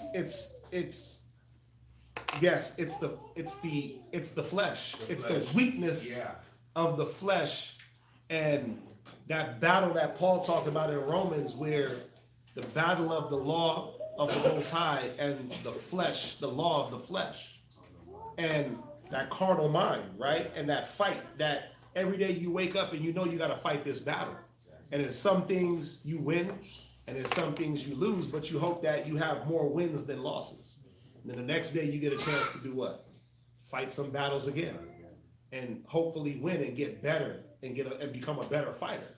Some people don't fight at all. They're like, no, I'm good. I like to just give in. I like the feel of appeasing my flesh. That's the curse. That's part of it. That's where the curses come. Because the curse is, at the end of the day, what is the curse? It's death, it's destruction, right? It's all the things we can read about in Deuteronomy. It's our condition that we see when we stuck in the hoods.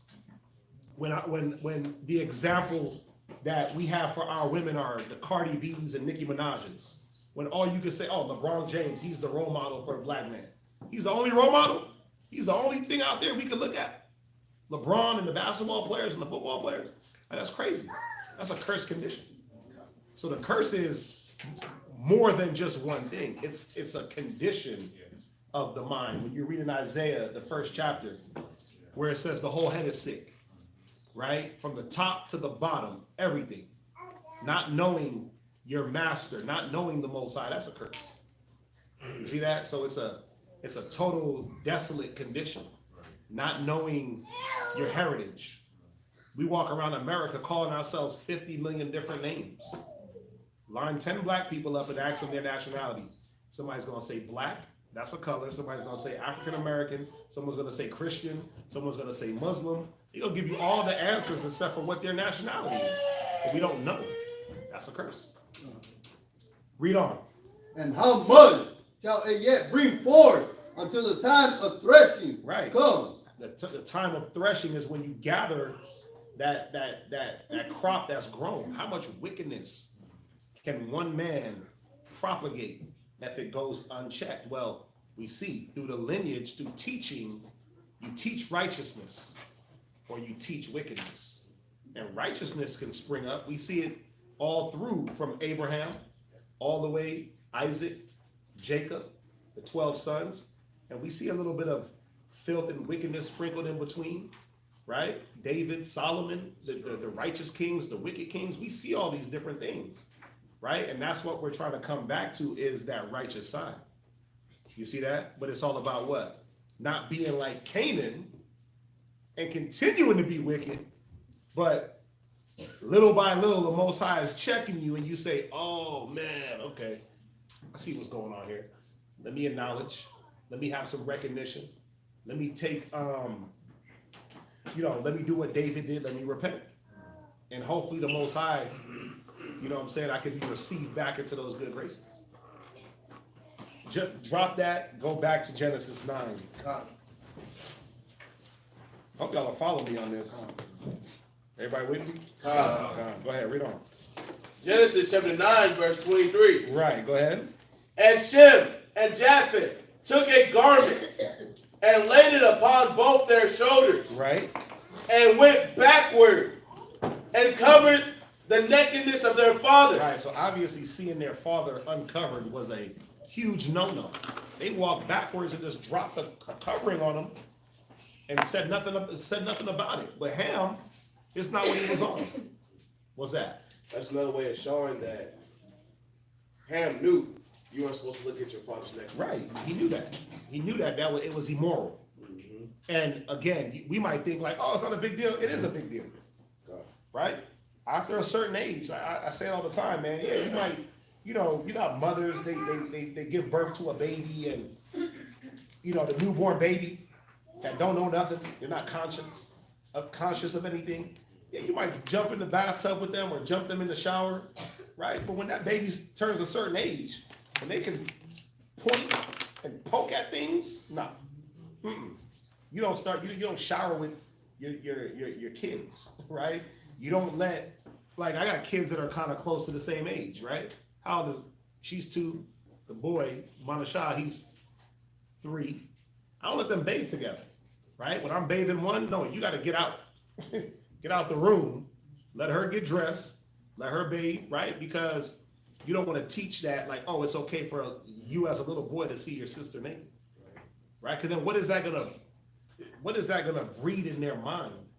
You got y'all know Amber Rose? Yeah. What does she teach her son? She got a bunch of pictures of vaginas that are lined up in her house, and she's like, I want him to be accepting of the female body, right? But if you listen to him talk, her son is soft as hell. 10 years old, but he's extra effeminate for a 10-year-old. But then think about it. That could work 2 ways. Because then he can be ultra aggressive and overly sexualized, or he can be super repressed and extra effeminized. Either way, it don't work. Either way, it's wrong. Right? There should be a natural progression of ushering a child into those sexual talks and things like that. But you don't prop up still porn throughout the house and say, oh, well, I'm just trying to teach him about the female vagina. That's not how you do that. At 3 years old, he's like, what the hell's going on here? Right? At 4 years old, 5 years old, and then, come on, if she's doing that, can you imagine the things that she allows him to see? She probably walks around topless through the house. He's seeing her breasts and things like that. She has no shame in him seeing her body, which there has to be a shame in that, because in a young mind that doesn't understand, what happens? Well, it tells us in Wisdom of Solomon, right? Evil concupiscence, the bewitching of naughtiness. That young mind is going to do what? It's going to seek out the information on its own, and it's not going to be it's not going to be guided, right? You can teach your child about, I could teach my sons about the female body and not expose them. You don't got to expose them to porn into a naked woman to teach them about a female body or even about the man's body, right? But don't you want to give them the information? Now, how do you want your children to learn? Okay, I'm gonna ask a question. Y'all gotta don't act all weird. For the grown-ups, whose parents sat them down and taught them about sex? Right. See? Now, how'd you learn? Trial and error, pornography. The homeboy was telling you what he was doing, right? And you made a gang of mistakes, right? Right. So now think about it. Are you going to go through and let your child learn about sex the way you learned? Nope. No, you're going to have to sit them down and have the talk, right? But it's easy. You can take them to the Bible. The Bible talks about sex.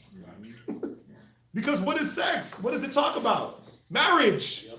It teaches you that you don't run around having sex with a bunch of people. That you go get you a husband or a wife. See how easy that is? Well, you ain't got to sit them in front of porn. Remember, you watch the shows and it's like, damn, I gotta go have to talk with my son. And the dad goes and gets all the Hustler magazines. Y'all seen those shows? That was on man. What's the one with Anthony Anderson? Oh, Blackish? Blackish. He had to talk to Junior about sex, and he goes and gets a bunch of porn. Yeah, it's like, that's how we talk to our kids about sex and showing them porn? Nah, show them the Bible. Show them righteous. It says marriage is honorable, but a bed undefiled. Right? You don't show them porn to teach them. You don't show them something defiled to teach them, because they're going to enact that. And then guess what? That's going to become their nature. Hell, what became his nature? Right? Whatever immorality he saw or he conjured up in his mind that became him, and he taught that to the next generations. I'm harping on this point. Y'all like, why is he harping on it? It's important, because train up a child in the way that you would have him when he's young, and then when he's old, he will not depart. Right? So remember, a lot of the habits that we carry now, you learn way back in the day. You don't want to break them. You learn from generations of bad teaching, right? You learn from generations of idolatry, generations of slothfulness, right? I mean, come on, how was you taught how to deal with your woman? Turn the TV up louder.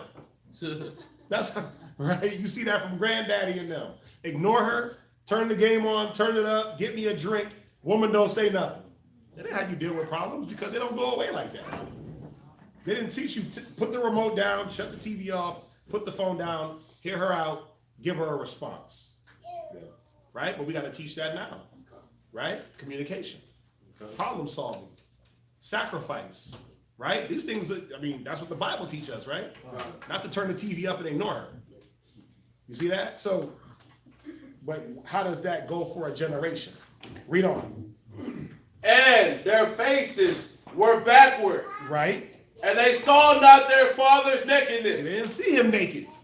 You don't got to conjure up anything. The fact is that they didn't see him naked. It didn't throw any type of other ill thoughts into their mind. Right? Yeah. Go ahead. And Noah awoke from his wine. Right? And knew what his younger son had done unto him. Come on. And he said, "Cursed be Canaan." Yeah, he's like, bro, if you do that to me, what you gonna do to your sons? Right? What you gonna do to your family, your wife? You cursed. It's over for thou. Right? They don't helping you, bro. You off. Right. What's that? I wonder how it says Noah awoke from his wine and knew what his younger son had done unto him. Right. I wonder how he knew. I mean, it don't say. That's what I'm saying. Like, it don't say. I mean, how else would you know something if you just woke up? You ask, hey, who put this blanket on me? Right. The scriptures don't always go extra in depth into every situation. But you just got to use your brain and say, well, how else would he have known? Right? He probably woke up like, wait a minute, I didn't cover myself. Who did that? Hey, sons, what happened? Oh, damn. Okay. Y'all did that? What did he do? Oh, he laughed. Or he came and told us. Or whatever the case may be. Go ahead. And he said, "Cursed be Canaan, a servant of servants." A what? A servant of servants. Go ahead. Shall he be unto his brethren? Right. And he said, right. Go ahead. "Blessed be the Lord God of Shem." Blessed be the Lord God of who? Of Shem. He didn't say Shem and Japhet. No. Dang. Woo. So he knew about his kids. He knew about his sons, man. He knew who was upstanding and who was damn perverse. He said, "Blessed be the Lord God of Shem." Dang. That's cold. Go ahead. And Canaan shall be his servant. Right. Now, jump back to Wisdom of Solomon real quick. Let's just read 12 and 13. Warrior, stop calling me.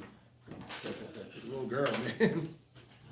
I want you to read Wisdom of Solomon 12 and verse 12. Wisdom of Solomon chapter 12, verse 12. Come on. For who shall say, what hast thou done? Right, so when the Most High decides to destroy this wickedness, this filthy seed off the earth, who can question it? Can you? Would you want to? Nope. Now we understand, right? Now we get Ham and Canaan and the Egyptians and the Ethiopians. Who got a question of why? Well, we see why. Go ahead.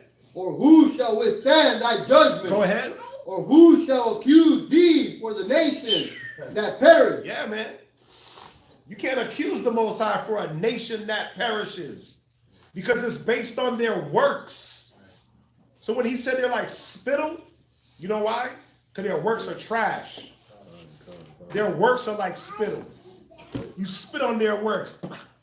Whack. It's whack. It's like that loogie that you just want to get away from you, out your throat. He said it's trash, man. Go ahead. Whom thou hast made, Even though he made them, so what? So what? Go ahead. Or who shall come to stand against thee to be revenged for the unrighteous man? Yeah, who gonna stand up for Canaan now? You want to be Egyptologist now? Trying to run the Kemet? You trying to defend Canaan? I mean, right? Who trying to be from Africa now? Who trying to be African now? See, when you start diving into the history, you see, wait a minute, we ain't all the same, man. Same skin color don't mean that you the same people. You gotta stop it. Right? Who want to go back to Africa now?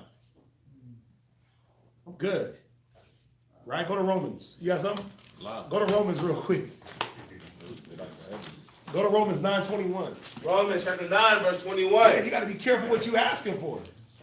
You got to be careful who you align yourself with. For these nations, man, they are on some different time. But they're not on what the Most High is on. Romans 9:21. And this is basically dealing on the part where he said, or who shall accuse thee for the nations that perish, whom thou hast made? Right? Romans 9:21. Romans chapter 9, verse 21. Go ahead. Have not the potter power over the clay Come on. of the same lump to make one vessel unto honor? Blessed be the God of Shem. But cursed be Canaan. Read. And another unto dishonor. Come on. What if God, willing to show his wrath, Willing to do what? show his wrath, Go ahead. and to make his power known, Come on. endured with much long suffering the vessels of wrath? The vessels of wrath were Canaan. But how long did he endure those people? He's still enduring them now. The vessels of wrath are Esau. He's still enduring them. Right? He's still letting them come to the fullness of their filth. All for what? We know they got to be destroyed. Come on, man. I'm not saying it. Scriptures are saying it. And it's based off of works. Nothing. This ain't emotional. This ain't racism. This ain't sexism. This ain't man. Tribalism. The Most High knows his children. Like Noah knew his children. Remember, he said that he called us a godly people coming into that land. Before we even got there. He knew his children. But he said, curses Canaan. Go ahead. Fitted to destruction. Fitted for righteousness? Destruction. Repentance. Destruction. You know why they're fitted for destruction? Because he said that he knew their minds. They would not repent. They weren't going to dislike the filth that they were doing. Go ahead. And that he might make known the riches of his glory unto on the vessels of mercy. Come on. Which he had afore prepared unto glory. Read. Even us. Even what? Us. Right. So-called Jews, right? So-called Negroes and Hispanics. The 12 tribes. Go ahead. Whom he hath called. Come on. Not of the Jews only. Right. But also of the Gentiles. Now, this is how you know this scripture the mind that, the Gentiles are all the other nations. What we just read just cuts the hell out of that. Why? Because if it was about the Gentiles, then guess what? He wouldn't say that Canaan was cut off. Right? Wouldn't Canaan be able to get in there? Yeah. He just said that they're fitted for destruction. And we just read why. Because they would not change, they would not repent. And they didn't change, they didn't repent. Don't get it twisted like, so further down the Bible, all of a sudden they repented. Now, he said there's going to be no Canaanite in the kingdom. Yeah. He said there's going to be no Canaanite in that land ever. At a point, they're going to be gone. They can fight all day, right? They can fight all day over that land. Y'all can have it. But we know what's going to happen. You going to say something? I was going to say another way, too, that you know it's not talking about Gentiles in a Gentile sense is because in the same chapter, verse 13, as it is written, Jacob have I loved, but Esau have I hated. Mm-hmm. Yep. When you read down, Esau is one of those vessels that's fitted also for destruction. For destruction, so-called white man. So Yeah. there's no calling them. And let's be real, the word Gentiles just means nations. That's all it means. You can have Gentiles come from any nation. Right? Because you ask the question, well, can Gentiles be saved? Yeah. If they're Israelites coming out of other nations. God. Don't ever get yourself boxed in by saying no. Can Gentiles be saved? No, because then they'll go and da-da-da-da. And it's like, well, Gentiles are being saved here. So yes, Gentiles can be saved. Gentiles that are Israelites in a Gentile state of mind. You know, it's funny. I was watching this documentary yesterday on Filipino cholos. No, the thing is that they're probably Issachar. Yeah. Because the Philippines they were conquered by Spain. That's why a lot of them they got the same Spanish last names like Garcia, and Rodriguez, and Velasquez, and Vasquez. I can't say it. But anyways, they were transporting. What the Spaniards did was they took Issachar from Mexico and brought them to the Philippines, and they'll take some of the Filipinos and bring them to Mexico too. They call them little niggas in the Philippines. Yeah. I don't know if y'all knew that. There's a little section. They call them little niggas. When you go to Filipino, there's a whole area where you talk about the history between Mexico and the Philippines. Yeah, so people in the slave trade just went one way. Yeah, they took the Mexicans and they brought them to Filipino. So when that time comes, you could be. I mean, even now you can see Filipinos and think that they're Asian, but not. Yeah, they're gonna be Issachar. Yep. Right.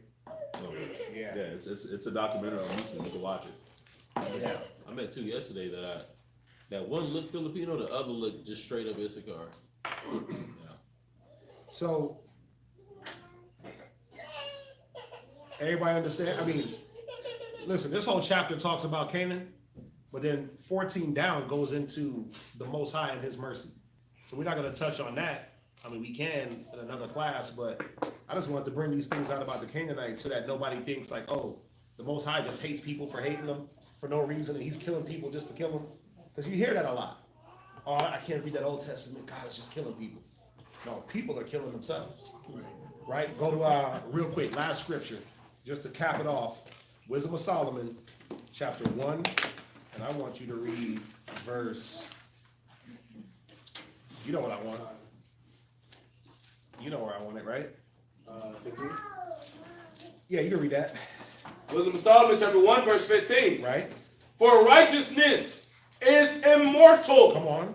But ungodly men. No, read verse, let's see, where it says, God made, Wisdom of Solomon 1, 13.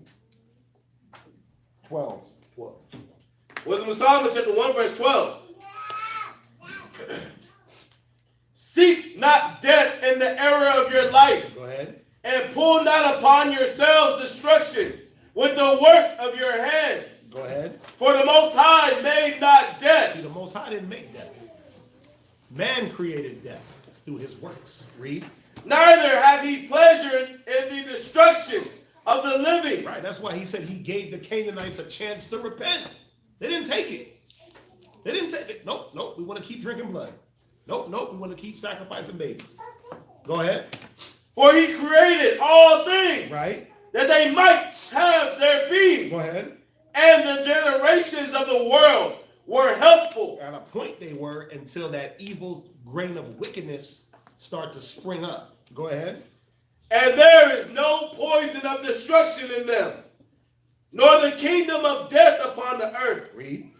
For righteousness is immortal. Come on.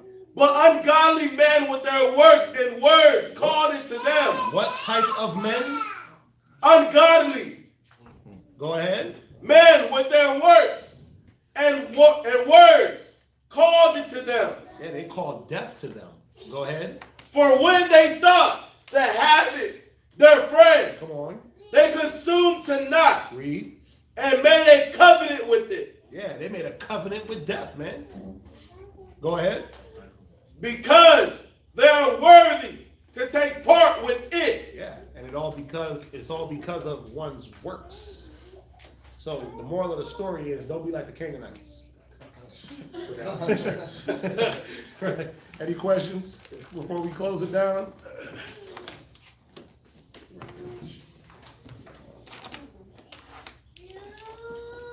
Any questions on that?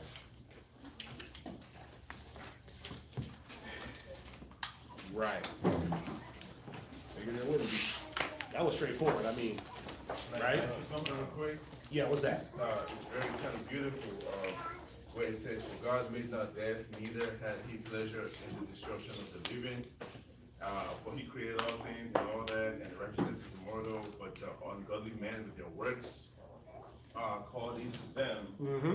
So, like you said, I kind of agree with that, because it talks about witchcraft and evil doings, which is the works of our hands. Right. But I just want you to kind of clarify on that. Can we also attribute that to civilization? Can we also attribute that to modern society? Because, you know, the works of our hands, right?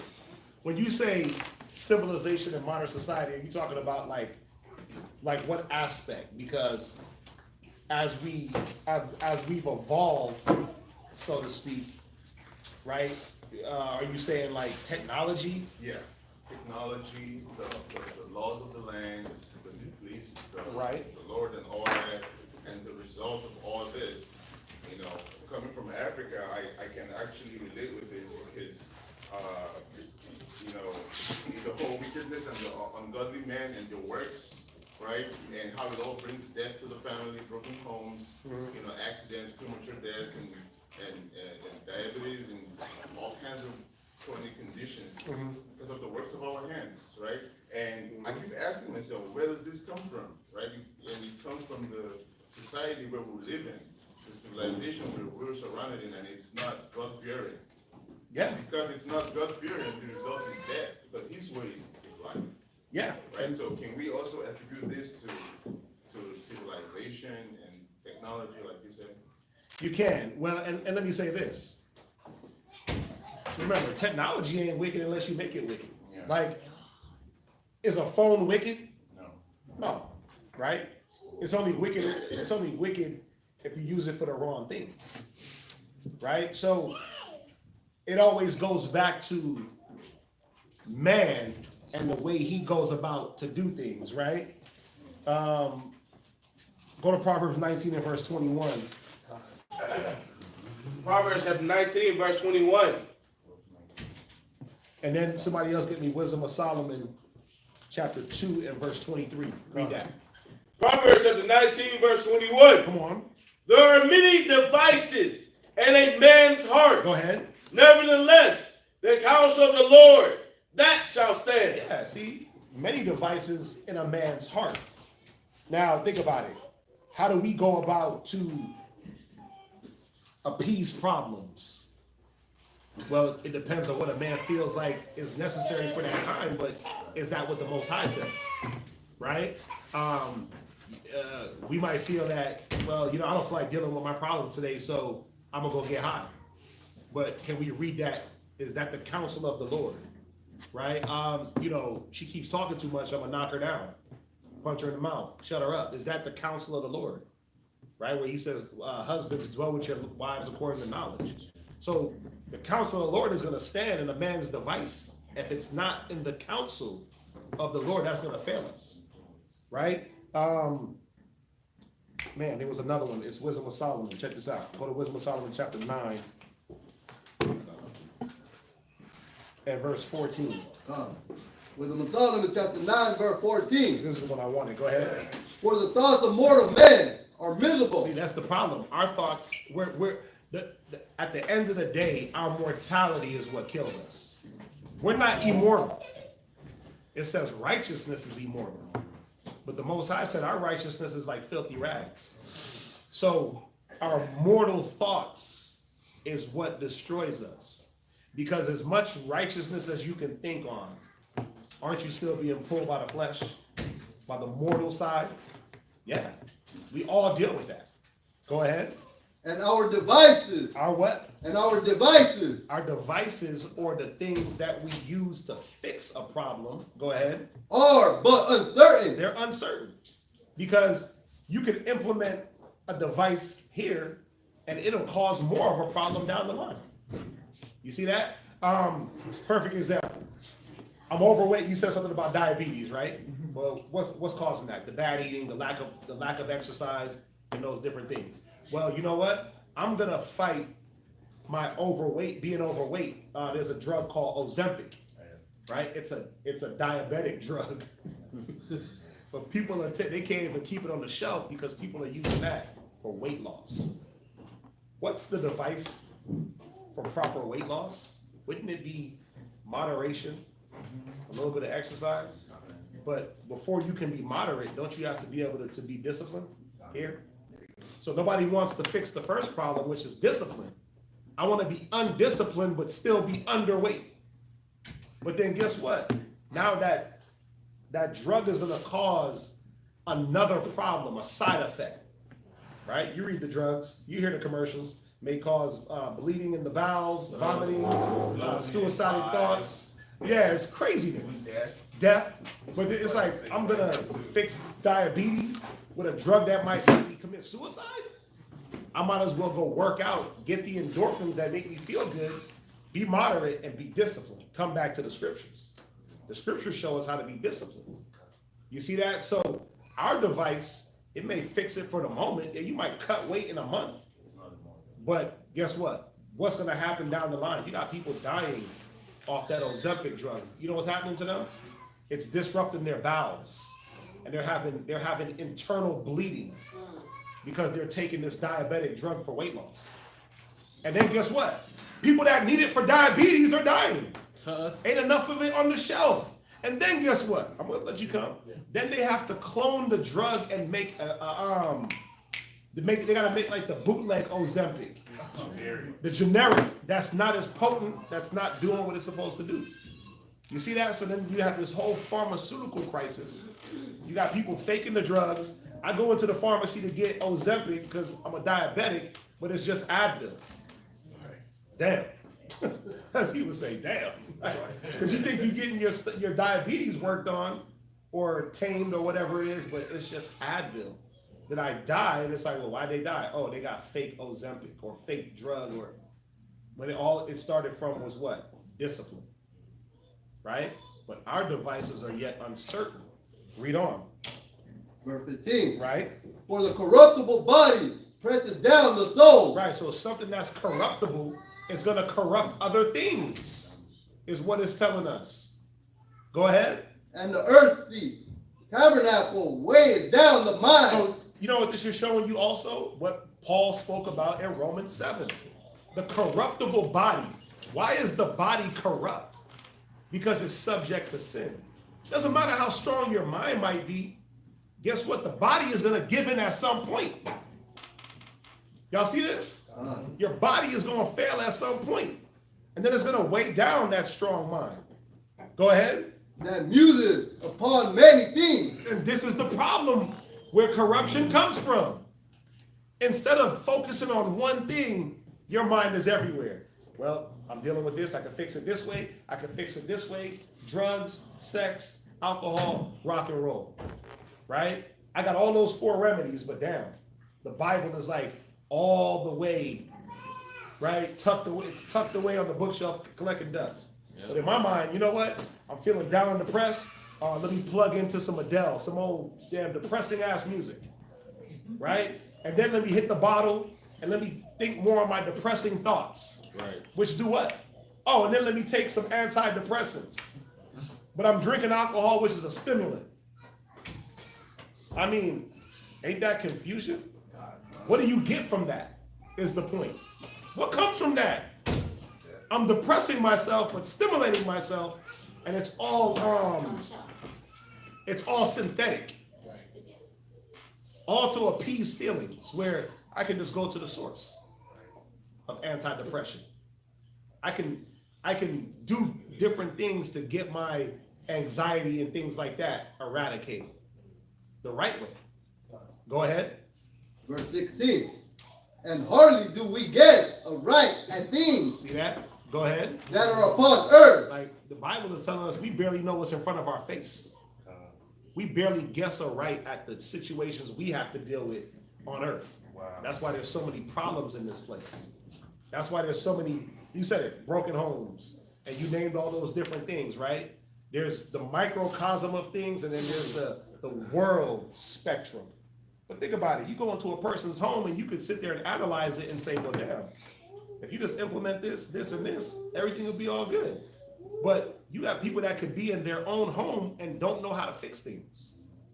Because again, how are we taught as men to deal with our children, our wives? Ignore them. I'm there physically, but mentally I'm not there to show them anything. So that, what do they call it? The absentee dad or something like that? The one that's there, but he's just couch. Give me the remote. Right? He's TV. You're running around the house doing whatever the hell you want. That's daddy issues, right? That's a lonely wife. That's a bad family. That's a broken home. Even if you have that man there, right? There's so many things that have been given to just the world in general on how to fix things, fix problems that don't work. Go ahead. And with labor, do we find the things? With what? And with labor, do we find the things that are before us? Come on. But the things that are in heaven, who has searched out? See, the things that are in heaven who have searched out, because what is bound in the heavens is going to be bound in the earth. So if I'm searching out the heavenly, the spiritual side of things, I'll affect the physical side. That's what it's telling us. If I can tap into that spiritual side, physical is nothing. But who's searching it out? We tend to go to the physical first and neglect the spirit. That's the problem with the devices. They're all carnal. Go ahead. And thy counsel. And thy what? And thy counsel. See, we go to the counsel, like, how you taking counsel from a person that's divorced? You getting married advice from the divorced auntie that had 10 husbands. Like, right? Ain't that what we like? Or the man that done his advice is just beat her. This is how you get him in check. You just beat him, son. Like, how? That's why he's asking the question. And thy counsel, go ahead. Who has known? Who has known? Read. Except thou get wisdom. And except thou get the wisdom of the Most High. The wisdom is the influence. Go ahead. And send thy Holy Spirit. Come on. From above. Read on. For so the ways of them which lived on the earth were reformed. See, this is how we reform our ways through the Spirit of the Most High. Like, people can deny it and act like it ain't real, but show me. Show me. Give me an example of something that's going to make the Black and Hispanic community better. And how come it has not worked? And where is it? If it's the Black woman being God, how come that ain't helped us yet? She been God since the 60s. So what? She been God since Kemet. So where's it at? If it was church, right? They building a new church in A-Leaf like every 3 seconds of the day. It's a new church springing up. Like, golly, I got mad churches. Church, liquor store, gun store. Church. Right? It's churches all through Houston. We in the Bible Belt. Nigga, Houston is one of the most murderous cities in the U.S. Louisiana, Mississippi, that's Bible Belt. And they out there, that's murder capital. So if it's church, if it's weed, then why you gotta keep getting high? Why you can't just stay high and get it right? If it's alcohol, why you gotta keep drinking? If it's sex, you see my point? If it was any one of these things that are here, then how come you gotta keep doing it? And how come it has not worked? That's the question. Same thing, they got church every 5-minute walk back home in Africa, but yet the corruption is still bad. And where does it come from mostly? The church. That's the coldest part. Every 5-minute walk is the church everywhere. Yeah. But they pushing a lot of that corruption. Yeah.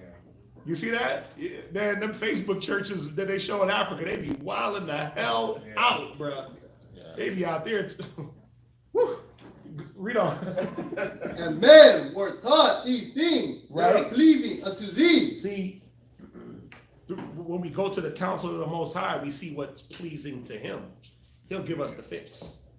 You see that? So it doesn't matter how much we evolve or how much technology comes into play. If we learn how to use the things that we have.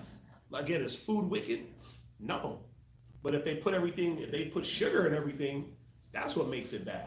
Is water bad? No, but if they defile the water, right, and don't use the water properly, right, they flush the same water that goes in your toilet, circles back into your bathroom sink, in your shower. You got all pharmaceuticals in the water. That ain't good. But see, if we go back to the Most High and see, wait a minute, how do we set up things to where that filthy water goes way where it needs to go and filters itself, right? How do we get off the pharmaceuticals to not have them being flushed down the toilet? How do we get rid of the diabetes if we eat properly? But it all goes back to the law, keeping the law, right? So law of the land, right? Well, the law of the land is whatever America says it is, right? But there's a law that we're supposed to follow no matter what land you in. Because the law of the land tells you here that homosexuality is fine, right? Now, do you got to follow that law? I mean, I'm not following that law. I hope y'all ain't following that law, right? Nobody can come here and make me keep that law. Like, nigga, please. That's y'all's law. Y'all got that. I'm gonna follow the law of the Most High, so I'm gonna war against that. But that's what they've created to appease certain things, and that's a device that they've created or that they push. You see that? Finish it real quick. And we're saved through wisdom. They were saved through what? Through wisdom. What they created? Through wisdom, right? Right. Not their own devices. So wisdom is going to be the thing that protects us no matter how much we evolve, no matter what technology is there. If you're wise, you see what I'm saying? You'll be fine. You got something? Nah, you covered it. Wow. Did I answer your question? Yeah, that was very good. It's 9:30. Let's get up out of here. We thank everybody for joining us online. We appreciate y'all. We will be back next week. You'll see VA. No, Rochester. Zion's going live tomorrow. So with that, we'll say shalom. Shalom.